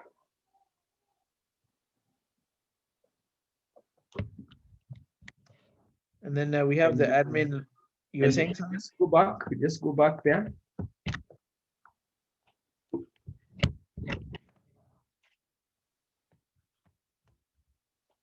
Yeah, so Yes. that Yeah. you'll also need to check a complete HTML document.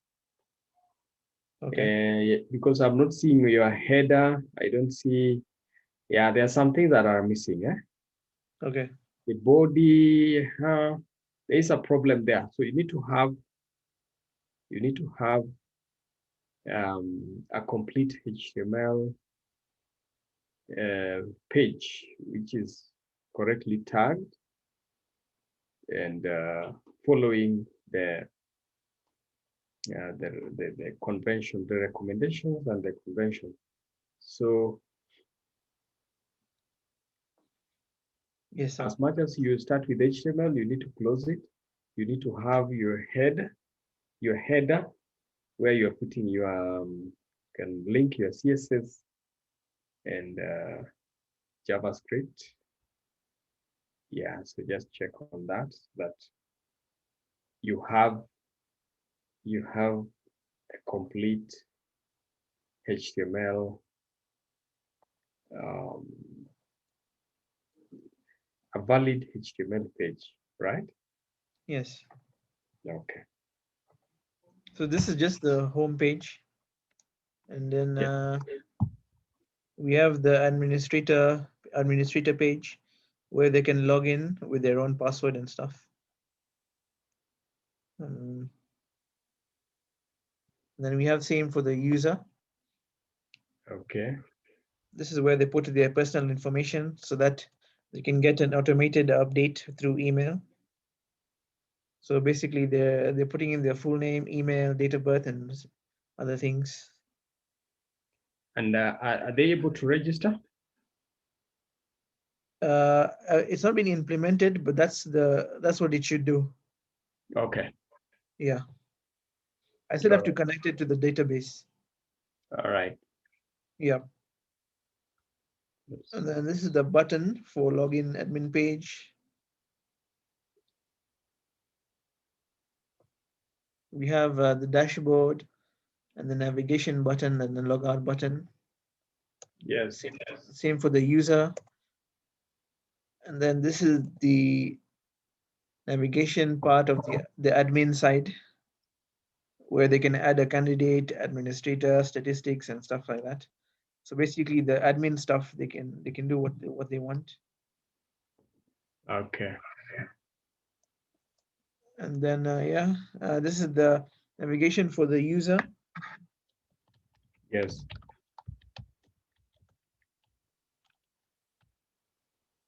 With the different styles for the background and stuff like that, and the buttons.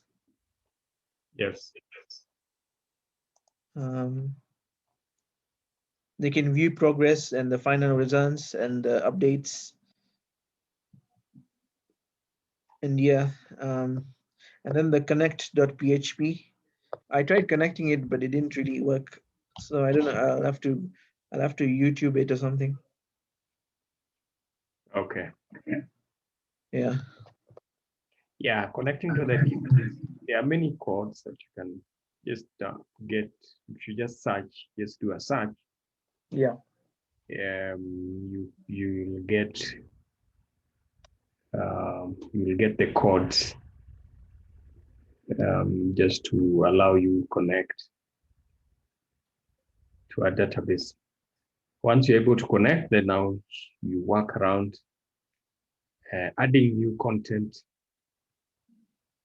Then you can also work with. Yeah, in fact, yeah, James is really helpful there. He shared there's a link he has just shared, so you can click on that and just get that code. Yeah, they're not. The good thing is that once you know what you're looking for, you'll get it from the internet.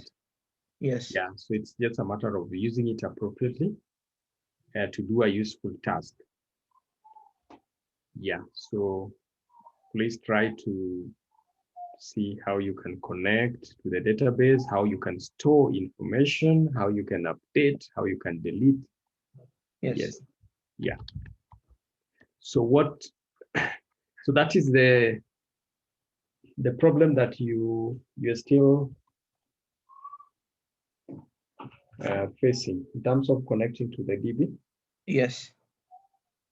Okay, so try to work on that, because that is the major part in terms of developing your product. Yes. Once you have connected, then the work starts from there, where now you want to submit information to the database, you want to retrieve information from the database, you want to update what is existing, you want to delete what is already there. Yeah, so those are things that now you need to implement as soon as possible to make your product complete. Okay. Okay, any other question, Naba? No questions, sir. Okay, so as I've said, this week is dedicated for implementation. So do as much as you can. Try to read those tutorials. Try to read the to-do, how-to. I think there are very many. If you go to W3 School, or if you go to PHP tutorial, you will get the code that you can copy and test so that it works with what you're looking for. I believe if all those things are there, it's just to customize and make it work for you.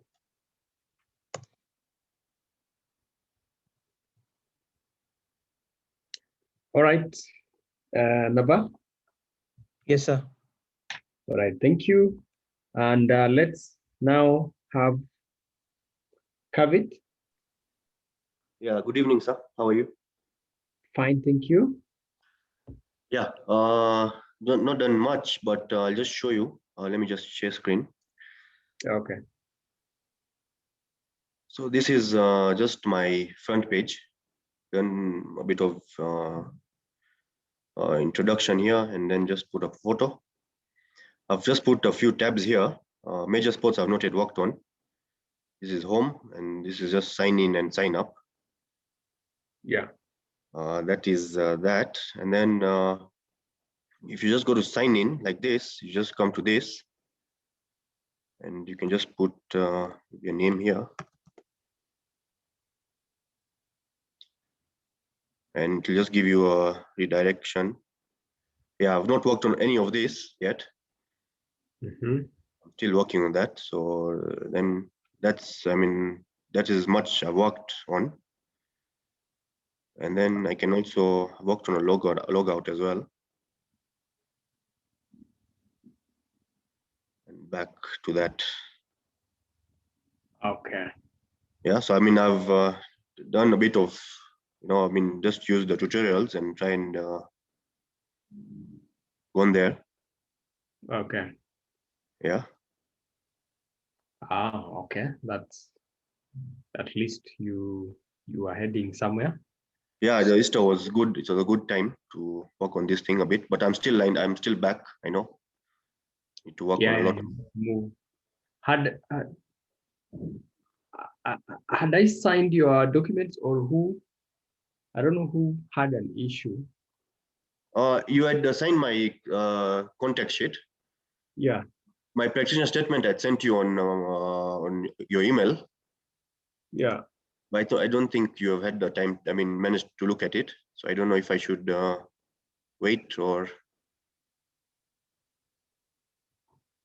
Okay. Yeah.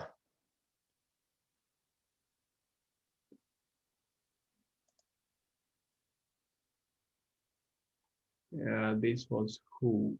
Let me see. I think there's somebody who had. This is.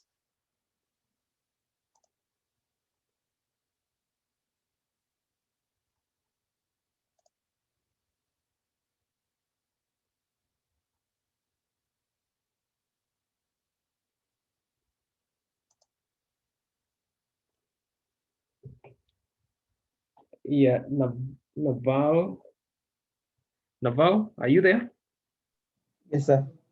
Yeah, I think we'll try to check on your document. Yeah. It had some issue. I had an issue with it. So just hold on. I think we are going to sort it out. Yeah, because what you sent, I think had a problem. We were not able to clear it. So yeah, just hold on as we come to it.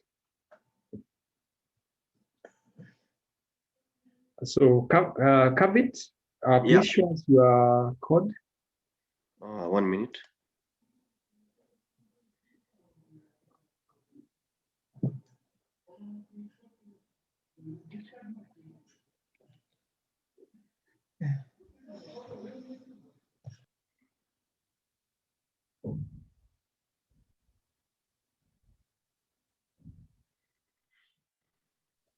So yeah, this is my index page. Okay. Are you using any framework? Are you using what kind of Bootstrap CSS. Uh-huh. Yeah, I've just and then this framework. Framework as in I'm not understanding. Are you using any PHP framework? PHP framework. Like yeah, I'm just using PHP, right? PHP. Okay. Yeah. So here it just shows the margin and all that. Here's the nav bar. And the introduction is put it here down. It means you're using a framework. Yeah, so you need to know which kind of framework you're using. Okay. Yeah, can give me some example, Yeah, like we have Laravel, we have VE, we have Cake PHP, we have Code Igniter. Those are now the frameworks. I'll just check on that.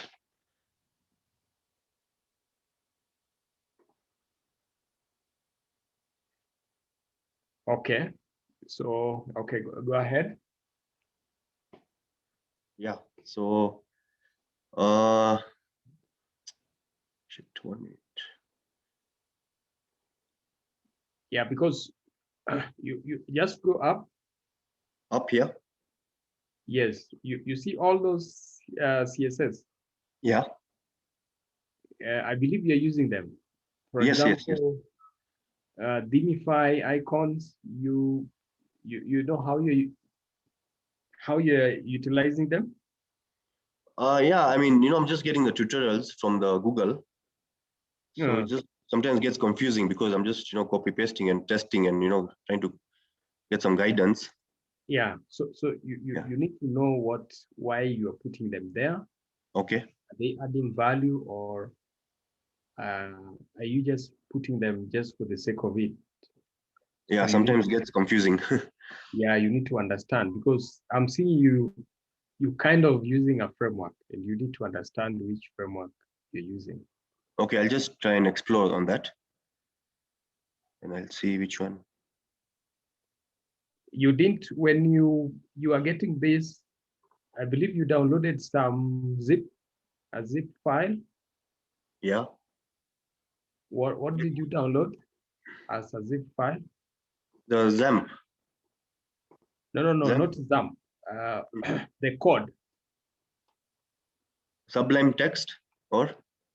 No, the code, not the editor, but just the, where are all these? Because did you type all this from scratch?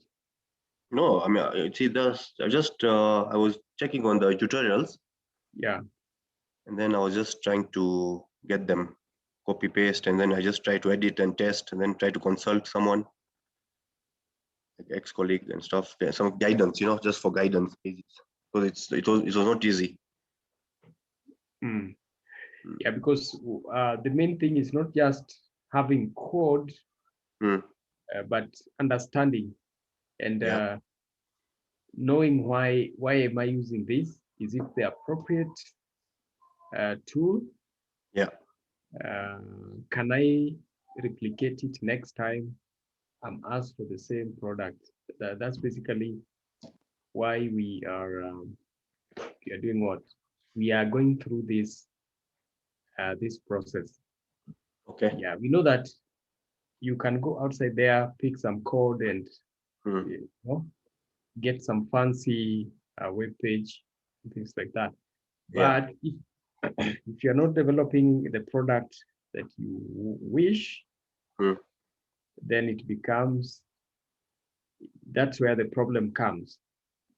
Yeah, but if you can control everything, that is, you know that this is existing, you know this is also existing, but I'm choosing number 2 because of 1, 2, 3, and basically knowing everything about what is available and what is appropriate for a specific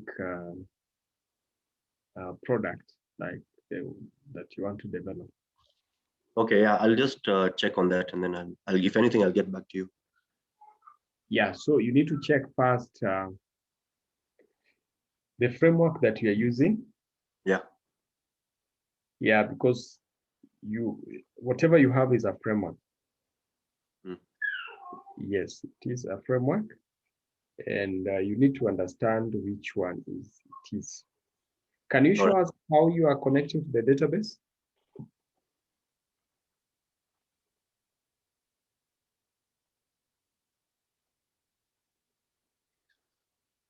One minute.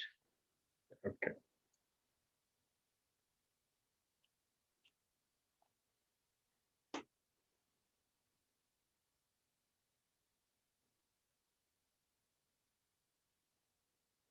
Yeah, through my PHP, my admin.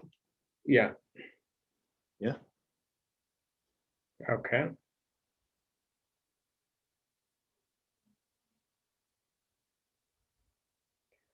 All right. Well, what about the code to connect to the database?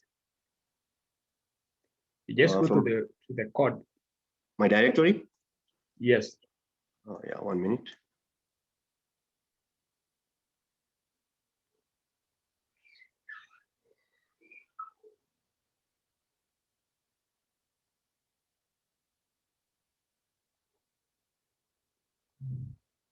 So yeah, it's the HT docs. Yeah. Yeah, and the codes are here. Yeah. Yes. Yeah. So what have you stored under assets? Assets is just a name I've given. It's just CSS and Bootstrap and all that.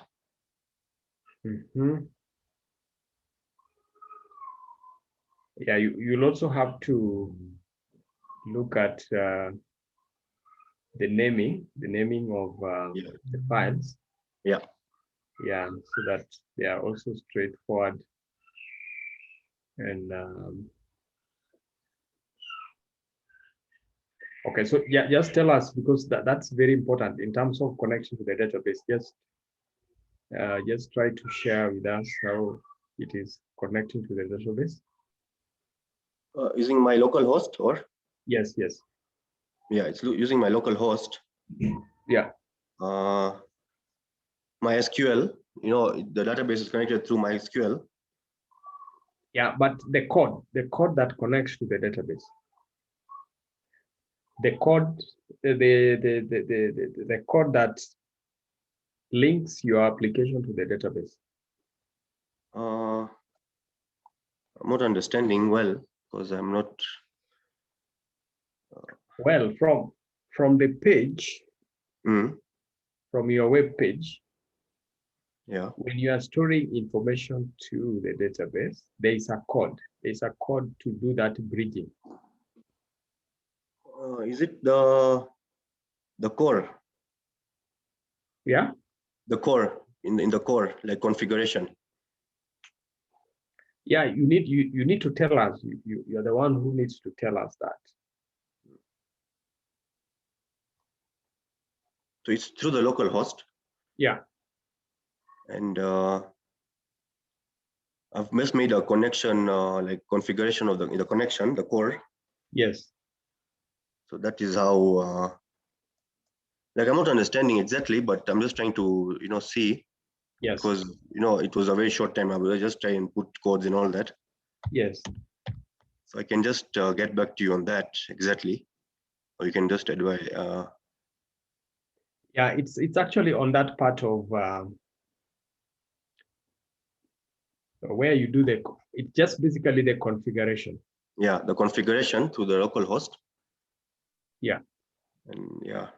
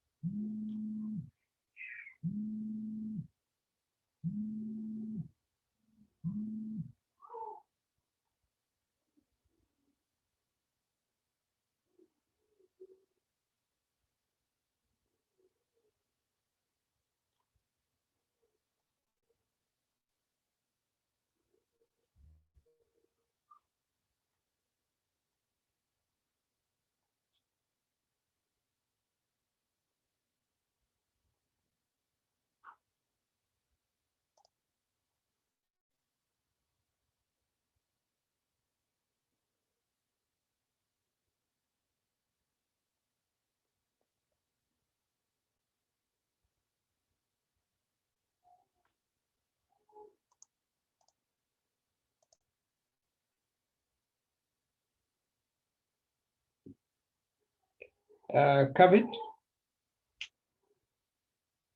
Yeah. Are you showing us something? No. Oh, I thought you are showing us the configuration. No. Or database connection. I'll just get back to you on that. Okay. Yeah. All right. So just check on that. Yeah. And try to understand if you're using a framework. Yeah. If it is, then make sure you know it and you have a reason why you have chosen that framework. Okay, I'll do that. Yeah.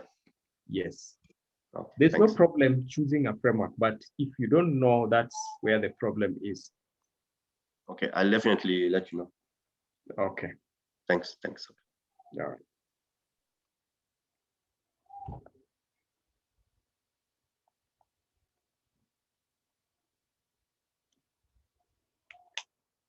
Okay, I don't know who is next. Misa, I think. Oh, yes, Kome. Kome, welcome. Thank you. So let me just screen share. Yeah. Can I just share with you the code first, because I have an issue executing it. All right. Yeah, just go ahead. Okay, 1 sec. All right. Can you see it? Yes. Okay, so I've been able to do the user registration, the login and registration pages. So this is login first at this is registration. So normally they'll just need a username. They'll create their own username, input their email address, the password, and then they'll retype the password here. And then for the login page, this is okay. This is just for logging in, so they don't really need to add much. So it's just the username and the password, then the submit button. So this is where the connection for the database is, and also some error logic. So this is the connection for the database over here. And the issue I was having was now here, form validation. I was just trying to validate some errors over here. The issue isn't really the logic here. It's a syntax error. I just don't understand. But I'll show you. I'll show you when I try to execute it. And then after that, this if there are no errors in the page, normally now this is what will happen. Whatever the users inputted into the fields will be inserted into the database, and they'll be led to the index page, which is this one, which will just welcome them. So this is where I'll start my website now once I fix that issue. So this is where they'll be allowed to view all the content and stuff. So this is just the error file for the error logic. So let me just show you the error then. One sec. Start up SOMP.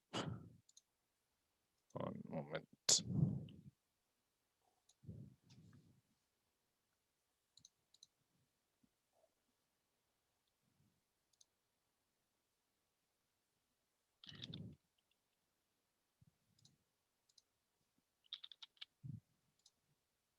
Okay.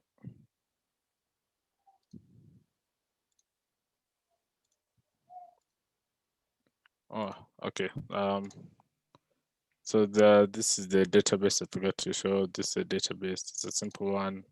Just has 3 fields: a username, email, and password.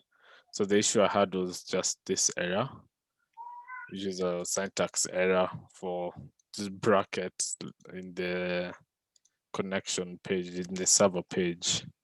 So this is what I was stuck on. Kind of messed me up. Still don't understand why this specific bracket has an issue. But yeah, that's where I'm at with the website. Yeah, so I believe you should be in a position to check where that yeah, it's this one in fact. So the issue I was having with it, I thought it was like an extra bracket, but this bracket closes this one. So I don't know why I would remove it though, because now the issue is if I save that and then I go back. Yeah, it just goes and looks for another bracket, because now it closes this one. So it's just I just didn't understand why it was a syntax error. Yeah, so you see, yeah, actually I'm not able to see it well, but it seems a semicolon, the way you put it. Just see the comment by either by Paul, and I think the way you are also capturing the variables, I think now that when it comes to the authentication part, yeah. But first of all, fix what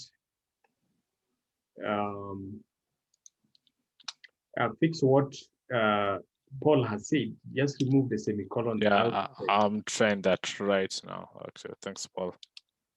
Yes. Then try to check what James has proposed in terms of whether you are posting or you are submitting through GET, so that you pick in those values appropriately. Yeah.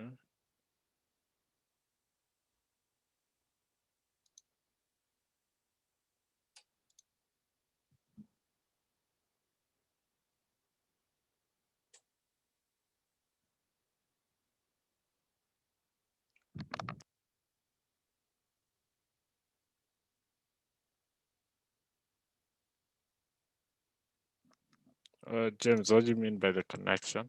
My bad, I don't really understand. Sorry? No, just asking James what you meant. He's What telling me, You Ome, are- he's telling me that Hey, Dario, be quiet. you Because keep quiet. you've got your username and password variables, but where are they getting the data from? That's why you can't do it. So if you've got a form, you need to either do it by get posts, and then you fill in those variables based on that. Let me see. I think I even removed it. Let me check.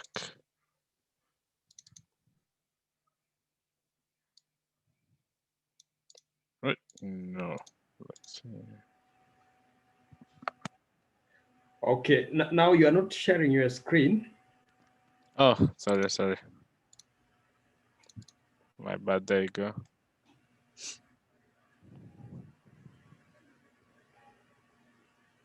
Yeah, so it seems you fixed the semicolon. They are now appropriately placed before the closing curly bracket. So you see, you've got your username and email, but where are you getting those variables from? So if you're pulling in the form, when you submit the form, it should either use get or post. And if you're calling it to yourself, then where are you getting this data from? I see. Okay. Yeah, you need to check that. Yeah, I'll add that. Thanks, James. Okay. Yeah, so that's what I've reached. So is it fixed now? Are you able to? No, I think I have to do what James has said, so I'm going to be adding that later. Yeah, but it's good you fix it so that you don't you may get stuck again and yeah, that's I was saying for the next person to do, I'd be fixing it, so I don't keep. Okay. Yeah. So I think you'll please update us before we close that you are able to make it work. Yeah. All right. Oh yeah, sir. One more thing. Yes. So I was having this issue for the logo. I used a website called Adobe Spark. So do I have to cite that logo in my documentation if I used it to make my logo? Oh, yeah. Those are tools. Those are tools that you used. There's no problem mentioning them. Okay. Yeah, you'll just mention and tell us why you chose that. Yeah, there's no problem. Just mention it. They form part of your tools and the resources at your disposal. Yeah. For sure. Okay. Thank you. All right. Welcome and move fast so that because I know we are just remaining with a few weeks. To get this done. So I would encourage you to move in fast. Just to do this as fast as you can. Thank you. Yeah.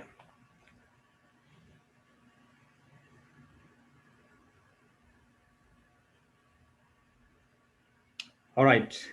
Who is next?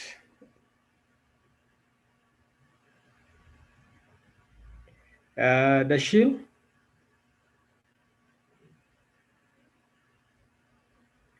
Dario? Okay. Hello, sir. Yes. How are you? You doing good? Yeah, I'm fine. Thank you. And you? Just a moment, sir. Let me just talk to my mom. No, we are almost closing. Why? Yes, I've spoke to her. I've spoke to her.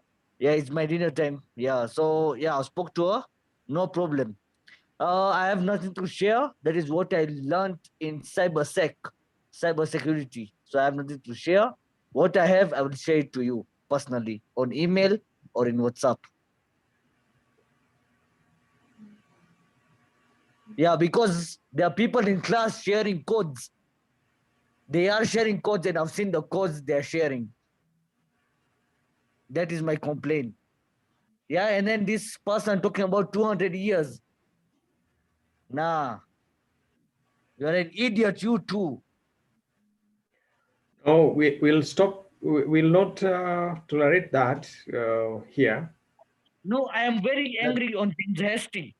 He's the person who takes all the credit, and I'm very angry. That is why I'm working alone, and I have accomplished my work in business intelligence, and I'm going to accomplish this alone. I will not share my details. Yeah, I have problems in connection.php. I have a problem in MariaDB server, and I'm still working on it. Okay, so when are we seeing your work? Sir, I will share it to you personally. I will not share in the class. I will not. Yeah, I've just heard. I have not taken any notes. I've just heard. What have you heard? What I have seen the codes, and I know there's a problem. And I'm not. He has made most of my friends fail in that group work we are together in. And I'll not accept it. I can complain and I'll even shout. He's made us fail. Yes, and he gets a distinction. My friends and I, we get a pass.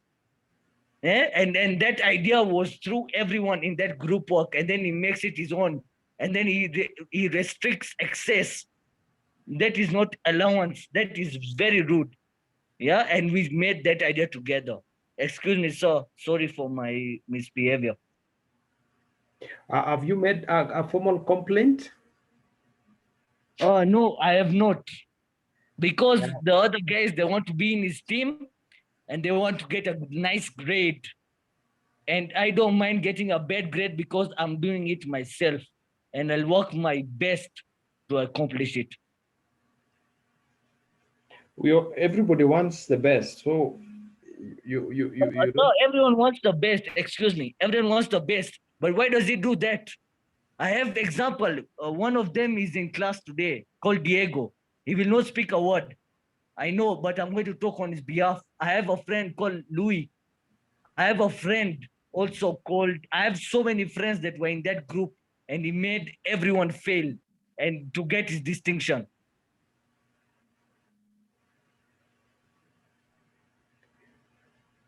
That one we can't discuss it here.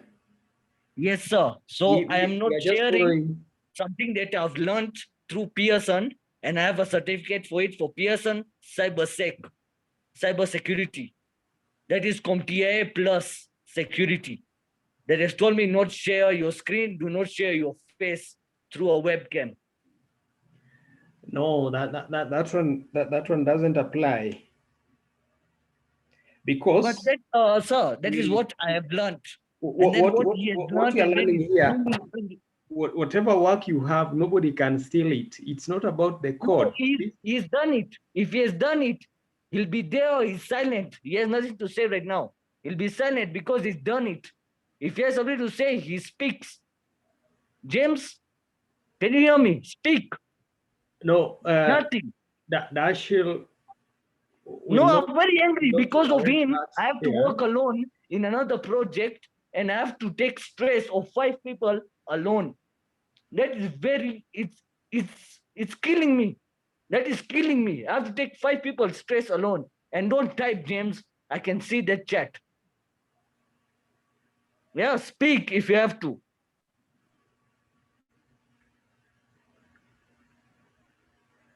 Okay, that one now you'll handle. I believe you need to make a formal complaint to complain because I'll be the only one complaining. I can even call my friend Louis, and he will come. He will come and complain. It will be both of us, and we'll even have 3, 4. Yeah, and will complain because that's Okay. what he did. It was wrong. And all of us, we contributed saying it was his word. Yeah, bring in London Express. I know what he brought in that idea. Yeah, I'm the one who decided to put the name Matatu U. That was last semester. That was my idea. We made ideas and then he brings in London Express. That is unacceptable. Yeah, you did not. I can. Yeah. And I will not accept it, sir. I will not. I will not. Because if he's taking his right, he's taking codes, he's sharing with other people, they are taking those codes. And I've seen Paul having the same code that of his, but then edited. I've heard Usman talking about edition, making editing. Yeah, from where he got our studio lessons or those things. He talked about copied that thing and editing. Yeah, that is my concern. I will not go further. If I have something to say, I will send you an email or we'll talk on WhatsApp. I will not share my screen. Yeah, you will find time because I don't know at what time you'll be able to check on that. Sir, okay, excuse me. I've already sent you my my project plan. I've sent you. I'm working on my Gantt chart, which is a bit of trouble because I'm usually used to making in Microsoft Project.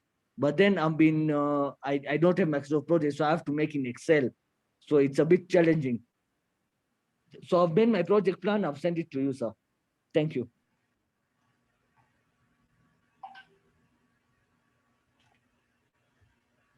Okay, who is next? Diego?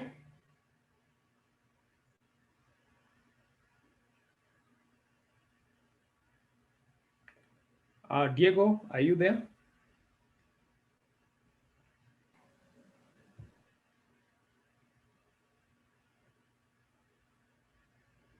Excuse me, Diego. If you have to, just tell him. Yeah, I'm there for you. Just tell him off. It was wrong. You don't speak for anybody. Dashil, that data. Dashil, you only speak for yourself. You don't speak for. Yes. So I'm speaking for my group. That is why I'm working alone, sir. I'm speaking for my group of last semester where he did us wrong. He did us wrong. Very wrong. It's okay, sir. It's Diego's turn. I will not speak more. Hello. Hello, Diego. Yeah. Hi. Hi. How are you? Yeah, I'm fine. And you? Fine. Thank you. Yeah. My codes are here, but they have some errors which I have to change. That's why I don't think I'll be able to show you my website because it has some errors. So I'm working on the errors. Which errors? We please just show us the errors that you're getting. I can show you the code, though. The code showing is not a problem. Okay. Okay. First, okay. Show us the error, the page that you are displaying, because you may find that it's just a small thing that somebody can help you fix so that you move forward. Okay, 1 minute. Yeah.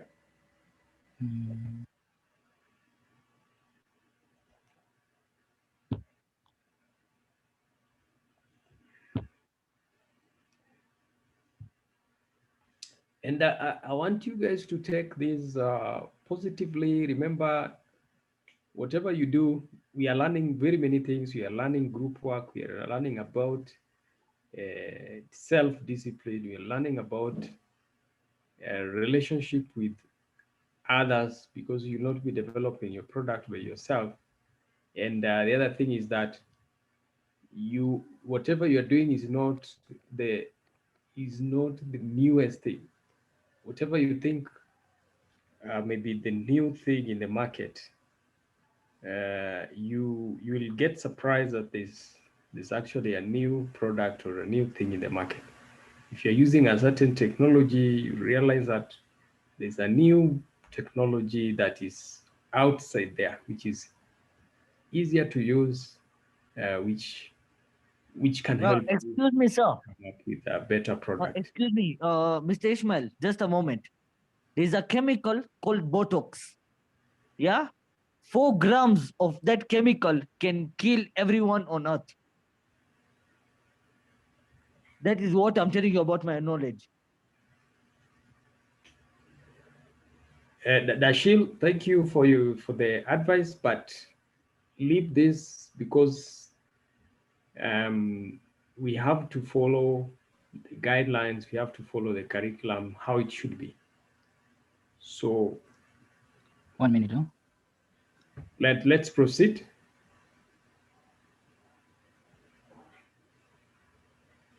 The fuck? Hello, can you hear me? Yes, I can hear you, Diego. Yeah, my laptop hung a bit. Huh? Can you see the screen? Or you can't see? Yeah, you can see. Yeah. Sorry, my laptop hung. Huh? So, okay. 1 minute. So this is the home page. I don't know how to explain, huh? But mostly this is the home page. I got over here the login page.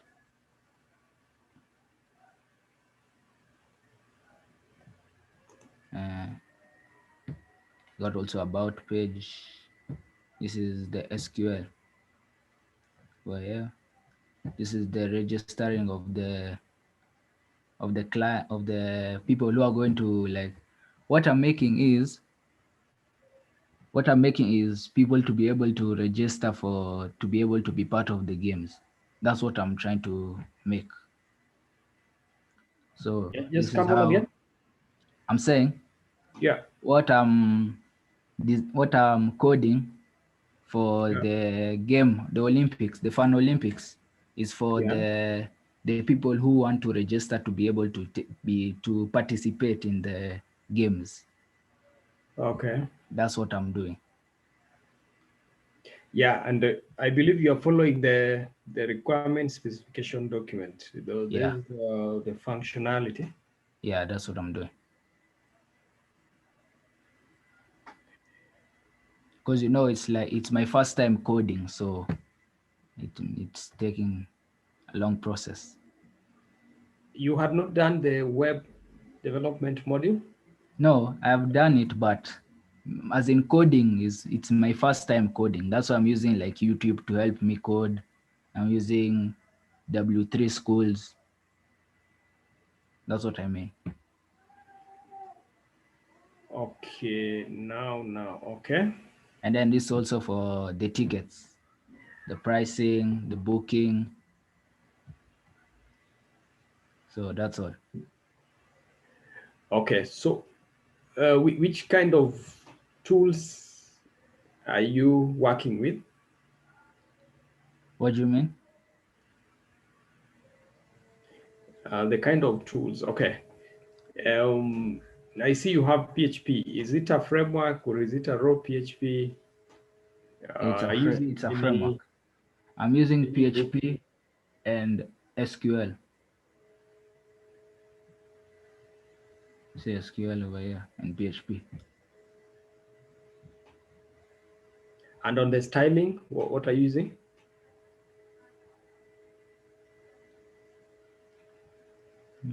The styling is also SQL. Styling, how can you use SQL for styling?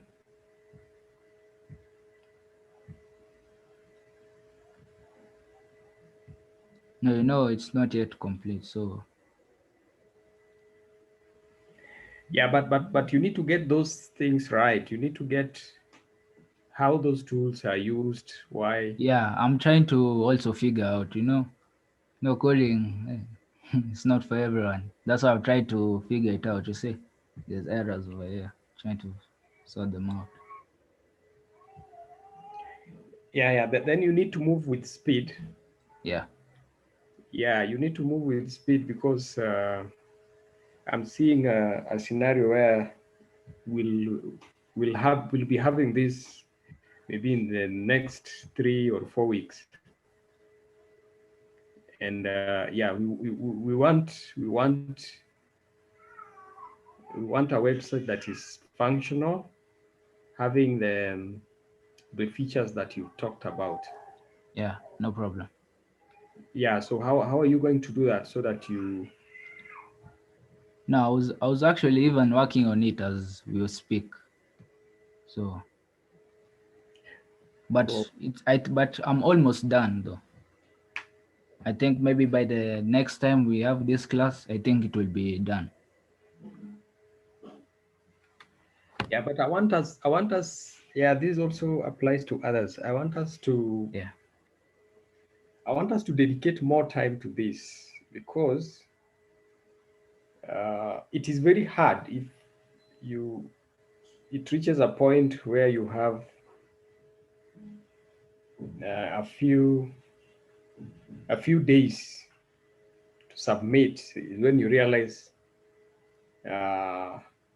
quite a number of functionalities have not been implemented. Yeah, because you should be working on this and you should be documenting. You will find that there is no time to actually do any of this. So this is the time. This is the time that we need to dedicate to this. As I'd said, if it's a matter of sleeping for just 3 or 4 hours, then be it, because there will be no other time. And if there is no other time, then you'll find that you'll have now maybe to do the unit again, and you will find that it becomes with a lot of consequences. So I think the best that we can do is to just dedicate this time so that we do it and we finish it. Yeah, so that's my appeal. That's just my appeal, so that we don't take another time to do this with consequences if the guidelines have not been followed. Because just remember, from day one, these are things that we've been talking about from day one. That's what I say. And we shared the evaluation criteria. So if you can just dedicate time, always check on that evaluation criteria every day. I don't know if you can just put it somewhere where you check on it every day and ask yourself, what am I doing today to better my evaluation, to make my evaluation conform to what is required? How can I make my product to conform to the guideline, to the rubric? It's very simple. So that we don't wait up to last minute, then start running right, left, and center, and trying to do everything at once. It will not be possible to do everything at once. But the time is now, and the time is still there. And I believe if we just dedicate more time to this, we'll be far much ahead in the next few weeks to come. So. Yeah, so Diego, I'm really, really appealing to you to just dedicate time and work on this, so that in the next few weeks, let's have a product that can be presented before a client, and you will be happy with it. Right. Let it be something that you are happy about. Yeah. Yeah. Okay. Thank you. Okay. Then we have Moses has left.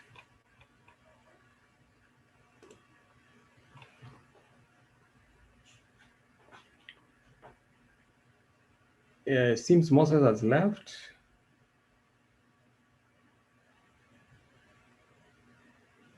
Okay, so we'll stop there.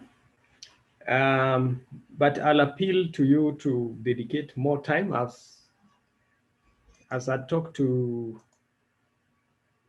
Diego and the others who are behind schedule to put in extra time. This is just done once in your studies. It's not something that you'll be doing every day. So within these few weeks, why don't you just dedicate and work on it? You can suspend all other activities, because once this goes, there'll be no other time to do it. So please, let's dedicate time and complete our products in time. Yeah, so that you'll be happy. You'll be happy at the end of it. You'll be happy to present your product to a client. When you take it for evaluation, you are happy. You say, at least I've done something. You'll have peace with yourself. But if you squandered the time, then you will regret, and it's not good. So the best thing, time is still there. We can do something to salvage the situation. So the other thing that I would want to inform you, it was concerning the schedule. So Gary had just sent me a reply. So what he's saying is that the schedule is based on the teaching weeks that that they have in Sunderland. If they are longer, then that is still fine.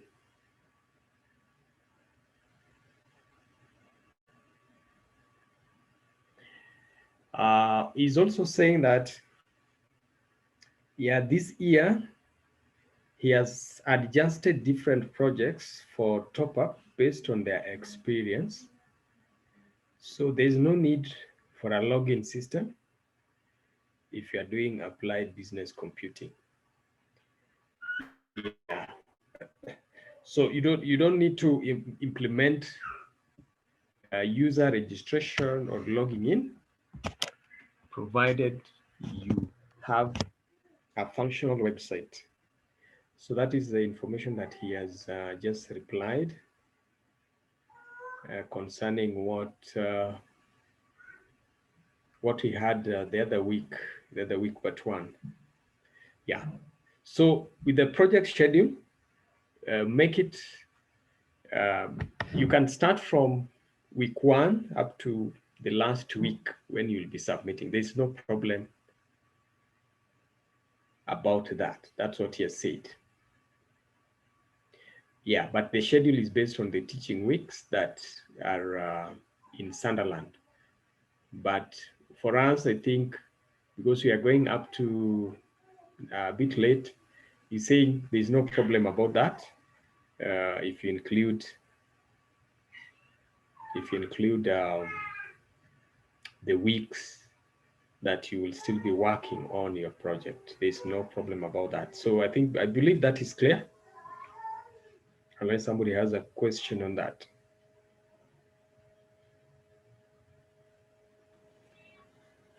I have a question. Hello. Hi, I have a question. That's regarding at least the login modules. You're saying that it's not a requirement, but considering how we've implemented the content management, it requires somebody to actually log in and do that. Where does that place us? I mean, is it that will we be penalized for having the login module, or will it not be marked if somebody has included that? From my understanding, it's not a must. That is, even if it is not there, there is no problem. But if it was a requirement, then it is, and it is not there, then that one becomes a problem.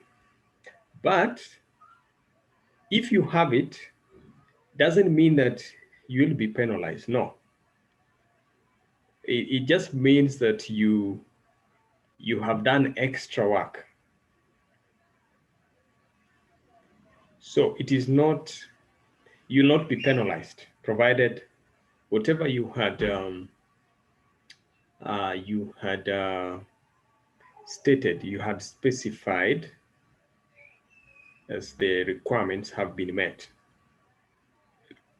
So I don't think if there's a problem having a login page for your website. I don't think if that's a problem. I'll ask him again, but I don't think if that should be a problem. That shouldn't be a problem at all. Okay, now that you mentioned about the extra work, what would be the relevance of that? I mean, could you find out what's the relevance of that? Does it change somebody's score, or would we say that it's just a waste of time? Yeah, what it implies is that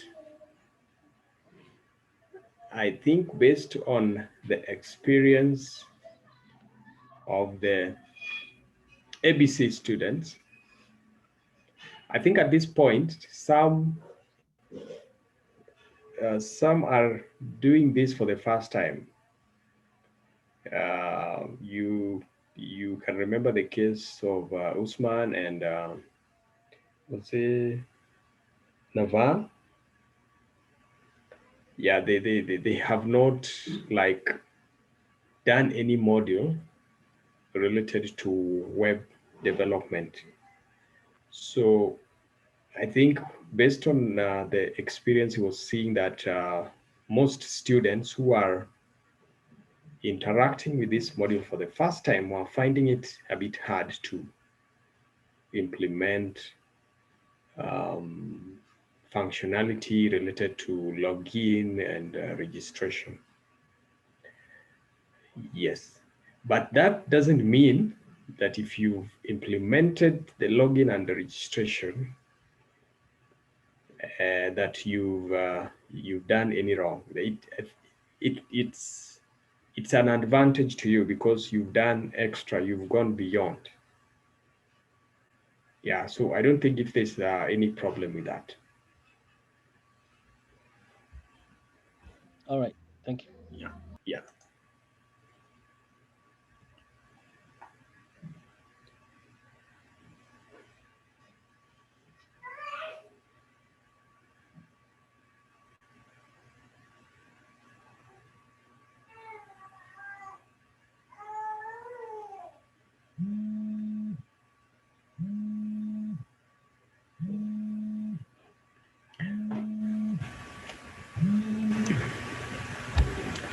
Okay, so we can end there.